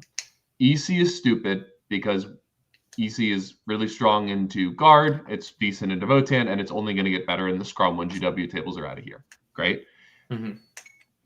That functionally leaves Demons, AdMech, and CSM. I can see why we threw AdMech because a green is a green. And then I guess the thinking here is we make our guard and Tau situation a little bit stronger by also offering an avenue for Nick to leave the scrum as well. Maybe we were doing the boards correctly. I honestly don't remember. If that's how it's supposed to be, maybe this was a scenario where we didn't throw Tanner because it was like if we lose the 50% and Tanner has to play on layout too, he gets like kaboomed or something like that was what we were worried about. If you're expected to get about an 8 out of that CSM matchup on his board choice and Tanner's expecting to get a 10 because there's not a plus or a minus there, I'll take a -2 points if it means we're removing a orange and a pink from the scrum situation. I just will. I think you send Nick here 100% of the time. I think it's just a question of if you'd rather send Ian or Tanner. And I'm personally sending Tanner, but I don't think you're crazy for sending Ian. Yeah, I I think there's on good Matrix reasons we for send either of Tanner. I those. think we talked about it, and Tanner's like, "Oh, if he gets layout too, I fucking lose by I a think, billion." We were like, admittedly, I was not quite. Lucas brought me aside and said, "Are you comfortable attacking into CSM?" And I remember like not being particularly happy because I wanted to stay around for the scrum, so that we could try and bully the guard. And it was like, all right, well, if they're looking at the same matrix that we are, then they should probably be taking Nick. And then they took me, and it's like, all right, well, I guess I'll do what I can. I think Tanner also mentioned like if board 2 goes away or something. I think he mentioned he's like feels confident to guard on the boards that we expected to be remaining. Okay. Obviously, it's hard to tell that because the matrix doesn't reflect any of that. But I mean, I for what it's worth, Ian, I think this matchup is mega favored for you on Search and Destroy, kind of regardless, because you just wildly outrange him. It did come to that. like- Well, he did have that. Sorry, I'll go into it once we get to the Yeah, for sure. We'll hear about it. But like, I think this is green. This leads into what I was about to say, which was I think their biggest mistake here is not their choice of which attacker to accept, but rather the choice to take GW1. Our defender took GW2, and Jameson took GW1. I think honestly, out of a matter of comfort. Yep. This ended up not going great for him as predicted in the result, and also just like think about GW1, those long ass angles where Last Chickens can shoot you from 48 inches away, or I know they have the Nurgle strat, but at least threaten to, whereas the CSM are not actually retaliating. And also, like, how are you staging against Taraxi? You're fucking not, dude. You're absolutely not interacting with them unless it's on their terms. And so if that's just going to be a scrummy game where the CSM are fighting for their goddamn lives, play it on a WTC table. Like, look at what's left in your comp versus ours. We have demons, melee only, EC, predominantly melee, CSM, mixed arms, mostly melee. Okay, by contrast, they have Tau, an army that absolutely wants a light table no matter what, Deathwatch, an army that absolutely requires a light table no matter what, and Guard, which is a whatever burger. Why the fuck are you throwing away GW1 when one of those three armies can play on it very happily into any of the remaining three people that RCR has on our team, right? Like, this was a colossal mistake, in my opinion. And it meant that I got to feast in the scrum, and so did Tanner. And I got to feast on my game, too. Yes. Mm-hmm. Very nice. But I mean, Right. I think you would have done just as well if Jameson had picked the medium WTC or whatever, right? Yeah, with the way that this game went, I mean, admittedly, I think Jameson had said that he played against Adnek 2 or 3 times, and they were only ever against Skitari, not against Halo Screed. So he worse was for not him? very. Honestly, I wouldn't be able to tell you if it's worse for him or not. Sure. Yeah. But he just deployed on the line, hoping that he would go first, and he did not. So I didn't get to shoot at him because the Nurgle. He deployed a Vindicator on the line and a Rhino behind cover, and I posed a threat into the Vindicator. I said, "Are you gonna? I'm gonna oath it. I'm gonna start activating. Are you gonna use your Nurgle strat?" Yes, sir. He's gonna use it. Okay, you have 0 CP. His bottom turn, he moves the Bile Rhino forward into the GW1 staging ruin.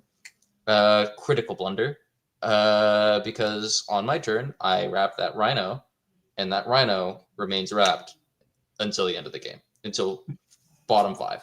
It does Critical not. blunder. You attempted to play the fucking game. You put the Rhino in the Rhino hole. You fool. You fool! Beat boot, Activated my bitch. trap card. Unlimited bullshit. This was literally like, this is when Admech really started clicking for me, I think, where like the damage didn't really matter. I mean, obviously it's nice to oath one thing and like, all right, cool, kill this one thing. But then like being able to pull off all the movement shenanigans to like just swarm this over and over with, Sicarians, then another Sicarians, and then we use 2 units of bats, and then we don't even charge it with the bats this time. We just shoot scoot to get the movement we need, doing all the movement shenanigans to keep over and over. He'd fall back. It didn't matter. I'd keep swarming it over and over. He had no respite, no safe haven anywhere on the board for that Rhino. And it was just over. Like, if Bile can't hit the ground, that's 400 points that he's playing without. And like Lucas said, I outrange him. And we're playing GW1, so the sight lines are really huge. I get a little unlucky on one swing where the Vindicator survives on one wound despite some last chickens and Ruststalkers charging into it with Oath. Oh well. As you can see, the score wasn't very close, and he just didn't really have an opportunity because Bile just didn't get to exist. If Bile could have existed, though, if Bile just didn't walk forward, this game is actually not a 17. It's probably closer to like a 13 or 14. And at that point, we draw the round. So that's actually really, really scary. The fact that I got a 17 was absolutely necessary. It was a little lucky because I got to play into somebody who didn't really know what they were doing into AdMech. And yeah, that's how the game went. It was actually a lot of fun to play for me. Obviously, it wasn't a lot of fun to play for him because like he likes getting wrapped and having that situation happen to him. But like this was like the first time I really felt like I was really doing all the hand wavy things the right way. I think it's been a while since a lot of popular discourse has focused on Campground Zealots, and it's archetypally known as like the gun detachment. It makes sense. You have 1 CP reroll the wound on your Forge Fiends, and you have crit 5s on your Vindicators. But I do think that Bile unit, so often known for being played in Renegade Raiders and Creations of Bile, is actually really fucking good in Packbound Zealots. It is the undivided keyword, so it can spend a CP for reroll 1s to hit, full reroll the wound. The main weakness, by the way, of chosen units being they don't have any rerolls at all. They have really good attacks and they're fast and dynamic, but they have no rerolls. Okay, this attachment just gives them like 1 CP full reroll the wound. Really, really good. You can also 1 CP stealth them. So you have like a discount Creations of Bile -1 to hit strat. Yeah, that unit is really, really good in Packbound Zealots. It's good in every detachment. I'm sorry. Maybe not every detachment, but yeah, they're real good. Appreciate the $5 super chat from Beefy256, who I imagine is a member of the opposition team here, who commented they were very tired and definitely took GW out of comfort. Didn't realize what AdMech did and went south. Didn't realize how bad the layouts were. Absolutely. Big learning experience. Very well played. Aid by y'all looks like a really solid round. I will say also, as part of the pairings process, before we walked into this, that we all thought that Deathwatch needs to play on GW boards. And the moment that Jameson took that GW table, we like all looked at each other like we're all very happy to play into Deathwatch at this point. Like, Yes. there's no way that he's going to be able to do the thing that he wants to do. And I mean, that's kind of just how it worked. Right? Nick, Tyler, Tanner, and I all went from yellow to +1 into Deathwatch on a WTC board. I'm sorry, that army cannot operate on WTC tables. You will not change my mind. Yeah, fully agree. Sweet. So that's Ian's game. Awesome sauce there. Mr. Nick, you're second defending and you're accepting the Tau. Scared of a couple guardsmen, are we? How did that game go for you? Yeah, kind of thing here was... we didn't want me playing into guard. Absolutely terrible matchup for me. Just way too many guys. I mean, this matchup's not great either, right? The hope is that they attack me with Tau Deathwatch and I can escape with Deathwatch. But if they attack me with Tau Guard, right, I have to take Tau, which obviously our Matrix says that's what they should do. But, hey, there's a chance they don't do that. The Tau one's tough, right? It's very, very, very flippy, especially on Search and Destroy, because he has multiple infiltrating units. Yes, I do get to pick the board, but like regardless of board, playing into Advance and Shoot, he's probably threatening shooting into my DZ turn 2 if he goes first. So it's kind of one of these games where it's like, if he goes first, he's going to pin me in, and I have to now immediately try to force him back as quickly as possible. And he has a lot of stuff, right? So unfortunately, right, he did end up going first. He did end up pinning me into my DZ. I pushed him out pretty well. He ended up doing... he killed all the stuff I exposed, right? As you should, right? You're a shooting army. I'm only exposing like 2 or 3 units or whatever. I ingressed rather aggressively, and I kind of just sent what I had left. And I'm like looking at the board, I'm looking what's happening. Tanner gave me like some advice at the start of this, right? Because he'd been playing a lot of Montcop prior. And it was helpful advice, but Tanner doesn't play as many infiltrating units, so I don't think he quite realized how bad of a matchup this was going to be for me on this mission, right? On this deployment type, Search and Destroy. So I was like, I have to go all in this turn, right? Because if I get to... Brennan was very smart. I don't know if he did this on purpose. If he did, then hell yeah, dude. Well done. He didn't put anything on my expansion, so that when I did clear his like first wave of move blockers, I didn't get to sticky it. And so he ended up just like shooting me off my expansion. I just like didn't get, I just got 5 points of primary instead of 10. And he just kind of ignored my blood surge. So when I was like looking at the board and looking at what's happening, I'm like, okay, I can either like send in a little bit and clear a little bit more, but like he doesn't have anything on my expansion. It's going to be hard for me to go clear the middle, right, with like where my units are, because they're like trying to hide from his advance and shoot long angle riptides. So I either do another turn of this and then he just like comes back and puts me on another 5, or I send out like Scarbrand, I send in my Ingress Prince, and I like deep strike the +3 charge squad and just go for a 6-inch charge rerolling. And because of how I'd cleared his screens and how he didn't come into my Blood Surge bubble, like there was a giant pocket for me to just drop in 7 Crushers and charge the middle and like multi-charge like 3 units. And I'm like, they'll annihilate these units because it's all like trash, right? It's like a Piranha, it's like a Crew, and like some Pathfinders or whatever, right? I'm going to charge Mortal something to death, I'm going to slam some other things to death. And then I sticky the middle, and this is fantastic, right? Because I've sticky the middle, I flip the middle, put him on a 10, right? I get to move block his whole army, right, with the board that we're playing on. That sounds like not a pretty bad, game plan, right? Unfortunately, I failed the 6-inch rollable charge. So, yep. But it was better than sitting there and just waiting. I think that's like an 8% chance failure or something. Yeah. It's a 92 success. So yeah, it wasn't like I was taking any huge risks. He ends up clearing all the Crushers. He does end up killing the Prince. He doesn't end up killing Scarbrand. And I'm like, all right, we got like one last shot to do this again. So we send in a half-health Scarbrand. We send in the world's most heroic Beasts of Nurgle. And we send in a Ren Master on Blood Throne. And we clear the middle, baby. Turn 3. We sticky it. Our army's doing the thing. Let's go.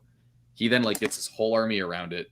I think he manages to get some Pathfinders on it in such a way that sure Scarbrand could surge in, but like Scarbrand can still get shot because he's a monster. He doesn't get them close enough for the Ren Master to surge. I end up surging with some Fleshhounds to make them immune to shooting, but unfortunately this means that since he gets a Pathfinder on the objective, if he kills all 3 of those other guys on the objective in shooting, he will unsticky it. And then he does. With his last activation, he gets the last wound off on the Beast of Nurgle. The Blood Throne tanked a shitload with that 4-up invuln. But yeah, this was very unfortunate here. But it's looking like, okay, yes, I've lost like 2 a few key interactions here. I'm still at like a 6 or 7 projected. I end up like in the late game kind of just like scrapping to hold on to my expansion. I get like a turn or 2 of a 10. Yeah, I get 2 turns of a 10 with my heroic blue scribes over there. Top of 5, he has like a wall of Fleshhounds here that I blood surged into a Riptide, so he couldn't shoot him to death. And more importantly, so he couldn't like easily slingshot charge off of them. So he goes, all right, we're in agreement here. If my like what is it, Skyray rolls like a 10-inch charge, it like leaps over your screen and then gets to go steal your expansion. I'm like, yeah, you got to roll like a 10 or higher, and he does. Just like instantly rolls boxcars, leaps over my Fleshhounds, then he tank shocks them. The Riptide beats the Fleshhounds to death because I like fail all my saves, and then the Hammerhead Skyray, yeah, consolidates onto the objective, and well, Blue Scribes is OC1, Skyray is like OC3. I'm never taking that back. So it was unfortunate. That brings my score down from like a 6 or 7 to a 4, but yeah, I mean, tough matchup. You fail the 92%, what are you going to do, man? You're going to go get a 4 is what you're going to do. For sure. You played your rounds, man. Nice. Yeah, I know it sucks. Like, I know, like, Ian's saying, right, like, he got a 17, and, like, this is a very, very close round. And, like, it's one of those where it's like, I'm very happy he went and got the 17, right? He, like, played his ass off getting those points for us. I know I came back with only a 4. I'm very happy with those 4 points. I think it would have been very easy for after failing that 92 to just be like, game's over, fucking, I'm done, and then just get 20'd. I scrapped tooth and nail to be like, I'm just gonna get as many points as I can, and I almost came back with a 7. That mattered. It did, yeah. Every point matters, man. Every point matters in teams, man. That's why it's so sick. Yeah. The other hero in this round was Tanner, who played in the Recon Guard. I don't know what the theory of this matchup should be. Frankly, I didn't know what the theory of Tanner's CSM should be in any particular scenario because he's just got such a smorgasbord of units. I mean, there are some things that I think go very well for him here. Like the Warp Talon loop is scary for guard. I mean, they have some answers in the forms of heroics and -2 to charges and trying to bump out the 6-inch reactive moves. Exactly. But the Talons are so fast that, especially on a WTC board, they can show up in some little corner where they're not really getting shot by those plasma guns that everyone's always yapping about. And then they can go 12 plus D6 and charge forward. Okay, if you reactive move 6, then I'll just charge another unit because I'm literally 1 inch away from you. So it's hard to avoid the Talons, and they can keep accruing value. Similarly, like that Forge Fiend is just getting quad blast ×4 with 4 rolls from Abaddon and Sus. It's not a world leader Forge Fiend that sometimes whiffs, right? Like this guy is annihilating 15 guardsmen at a time. So I think honestly what just happened here was Alex got outpaced a little bit, and Tanner like applied cross-board pressure with all of these things that like, yeah, the guard can cobble together enough damage to kill squads of Chaos Space Marines, but they're not killing the important ones, right? Like they're not really getting those Talons unless Tanner makes a mistake. And that Forge Fiend is just camping the expansion and blasting away. So well done to Tanner here, coming back with 14 out of a matchup where he very easily could have gotten tar pitted. That was those 4 points were very important. Very nice. And then in my game, I'll just be very brief about this. I was not overly concerned about this one. My yellow goes up to a green very definitively on a WTC table, right? It's another game like the Death Guard that once I'm in engagement range, they can definitely destroy me at will. Tyler actually ended up killing all 3 of my Demon Princes this game over the course of 2 turns, and most of the rest of my army as well.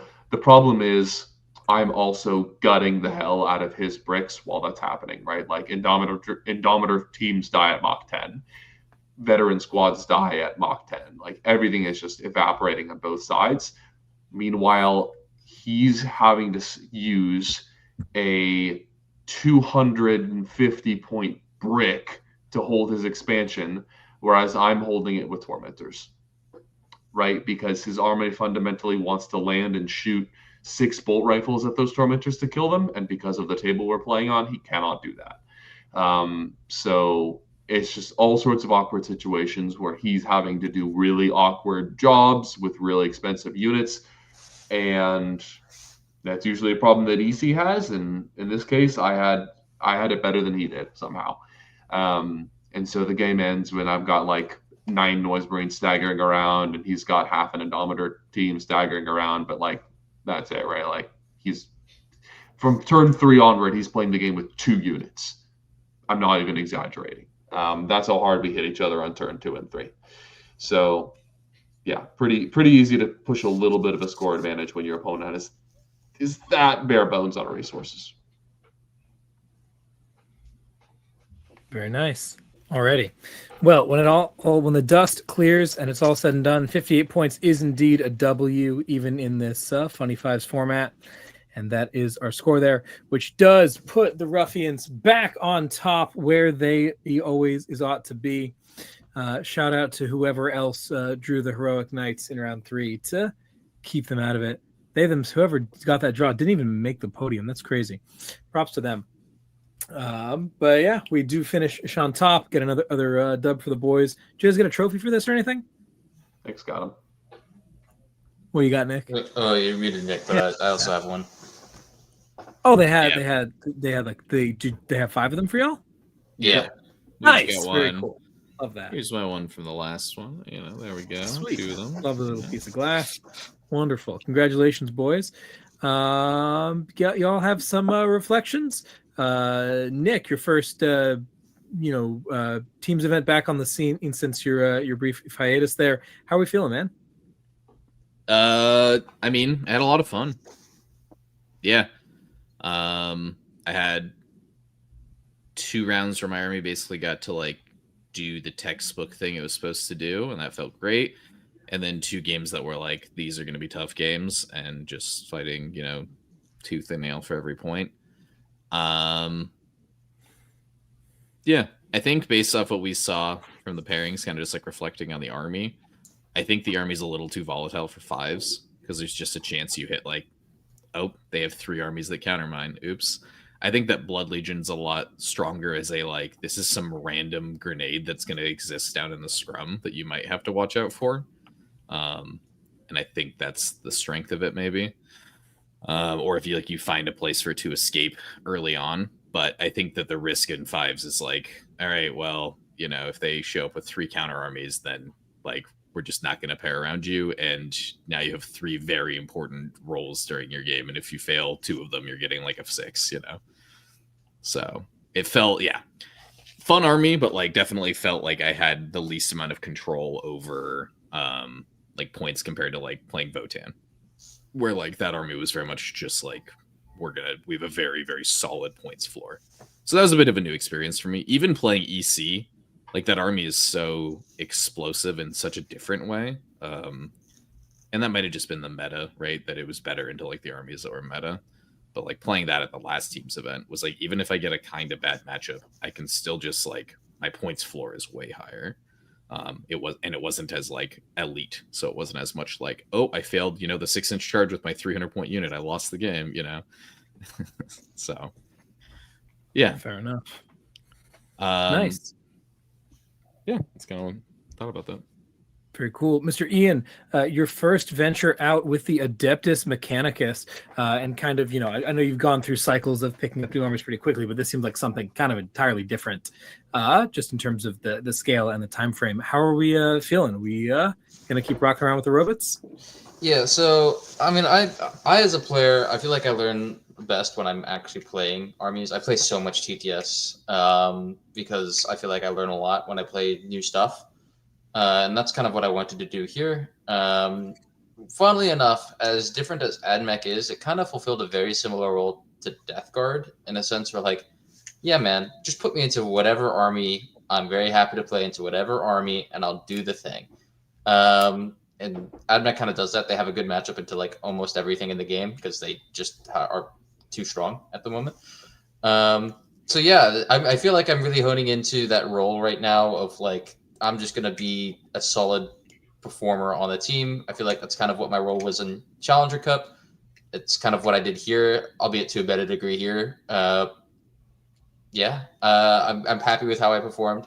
I don't know if I'm going to keep playing AdMech. Admittedly, the struggle of getting to like a basic understanding of how the army functions was not fun. It's not an army that's fun to play against. So I could noticeably tell my opponents were not having as much fun when they were playing against me. And it also doesn't quite fit my playstyle of like, I want to be able to do as much damage as I possibly can. It's fundamentally more movement based and, kind of hand wavy based, if that makes sense. Where coming from a background of Thousand Suns and World Eaters and Death Guard, these armies that are kind of centered around doing as much damage as possible. It's not really up my alley. I did enjoy it though. Looking back on it, I did learn a lot on how AdMech functions. I felt good about my performance with AdMech here. Felt good to kind of hone in on that role. That's the reflection. Nice. And Mr. Lukas, I know you've been faction hopping quite a bit recently yourself and kind of playing every flavor of Chaos Power Armor the last couple months. EC, is that what's up? What's going on here? Dude, this army is so much fun. It's crazy. It's wild to me that this army is not like the most popular army. It does everything, and it has sick models. It does do everything, and it does have sick models, and it is balanced on a knife's edge. I think for the average Warhammer player, this army you can run into all sorts of feels bads with this army, where you're stumbling over your own feet and you're not using the right units in the right situations. Like that's the joy of this army is when this is gonna sound very egotistical, but like this is the actual. The point of EC is like you're supposed to feel like a maestro. You're supposed to feel like a conductor. And all the lords are like, yeah, we're the best legion. I'm the best lord in this fucking army. Like, Slanesh, let's go. And they're just like so full of themselves. But like when you put everything together and combine the units in the right way, you're like, holy shit, I'm a fucking genius. And it's also just so much fun to do. It's such a unique style. The army rule is genuinely so sick. because it's the phenomenon I've talked about a lot on both TAC and the Next Generation many years ago. I love rules that are powerful with a big downside. And Thrill Seekers is exactly that, right? Like if you don't pay attention to when Thrill Seekers is about to bite you in the ass, it's going to bite you in the ass really hard. But if you can play around it and pay attention to it and know all the nuances and how to get around it, using things like Firing Deck that I'm very adept with from playing a lot of orcs in the last year or two, those little workarounds and the tricks to squeeze extra value out of it, you're gonna really make it go a long way. Yeah, I'm gonna be playing this army at Slaanesh. I'm gonna see what I can do with it in singles. I low-key think this army might be more powerful in teams than singles, because you can control those couple of scenarios where, yeah, if you play into a high toughness army or an army with AOC, or God forbid both of them, like a Vindicator's your worst nightmare, right? Something that can reduce your AP by 1 and shoot into combat and be pretty happy, but also just like has a high toughness value. It's hard to kill tough stuff with EC for the most part. So we'll see how those matchups feel in singles, but at least for teams, when you can kind of control for those factors, you can see in these matrices we were going through, right? Like every single round, I had 1 or 2 oranges, except with maybe one exception. But if you can navigate around those, get to a scrum situation, and then just like slam down EC as your defender, like there's no way you're going to avoid this. The Scions of the Dark Princes are about to feast. It's really fun. So yeah, I'm enjoying Power Armor so much right now. Like there's in Chaos, there's so much fun stuff to play, except for Thousand Suns because Wizards are cringe. But like I'd love to play some Death Guard. I have no time for that. I'd love to play some CSM. I feel like I don't have any time for that. So yeah, we'll see how it goes. But right now, I couldn't be happier with how Coterie feels to play. Oh yeah, dude. Excellent. Well, that caps us off at the 2-hour mark and a fantastic rundown at a fantastic event. I think we have like 1 or 2 listener questions that we needed to run through, and then we will get out of here for the benefit of all. We do have exactly 1 question, and it's from Tim the Sorcerer, who asks, and I hope you're prepared for this. What is your pre-tournament pump-up song? I'm sure Nick has a great answer for this. This seems up his alley. I don't know. I need to think about that. I can go Why don't first. you guys get one? I can go first. I've got idiotic music tastes. Right now, I'm on a classical music streak. Last show, I was Vivaldi simp or whatever. Now I'm listening to Gustav Holst, dude. Right now, you know, prior to Slaanesh, I'm gonna be pounding the planets Mars in my headset. I'm gonna be ready to kill for the prince. That's a good choice. When I'm playing World Eaters, when me and Lukas were driving to the Dicing Death, I think we were playing the Doom soundtrack because he was playing Orcs and I was playing World Eaters. We're just gonna like obliterate people. I guess for this event, I don't know, man. Techno because I'm playing Admech, like Daft Punk. I don't know, man.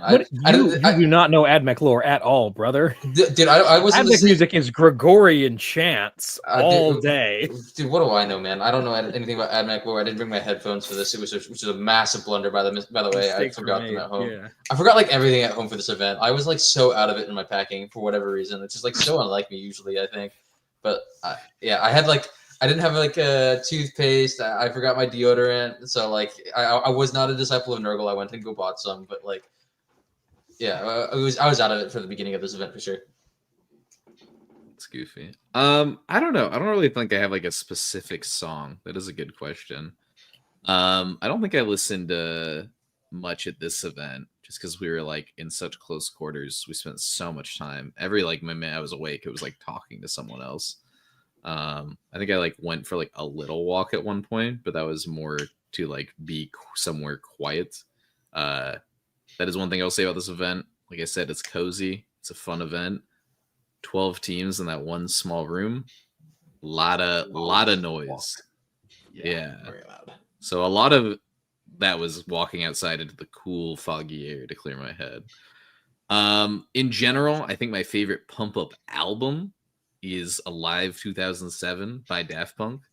That is what I put on whenever I need to like focus for like an hour and a half. Not like think focus, right? Because you can't think because this album is loud. But like if you were like, I'm just doing something where I can like plug away for an hour and a half. Like if you're driving somewhere and you're kind of tired, or like entering data into like a spreadsheet or something, you're just like copy pasting over. Yeah, that's my go-to. It has to be listened in order because yeah, all the songs feed into one each other. So oh yeah, man. For myself, I try to listen to the entirety of John Coltrane's Love Supreme before every single tournament. It does a really good job of bringing the correct vibe to the function and getting everything aligned. It's not short. It's what is it? It's like half an hour, so it's a little more than a song. But like that works really well for me.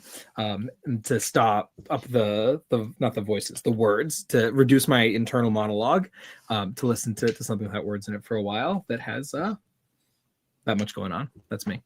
Wonderful. Alrighty. Well, that is the end of our show. We thank you for joining us. We'll be back the very next week to talk about Slaneshmas, which these gentlemen are you going to Slaneshmas, Ian? I am indeed. Excellent. All of these gentlemen are attending. Maybe Ian will win and we'll have him on the show next week. Or maybe he'll lose and we'll have him on the show next week anyway because he's our friend.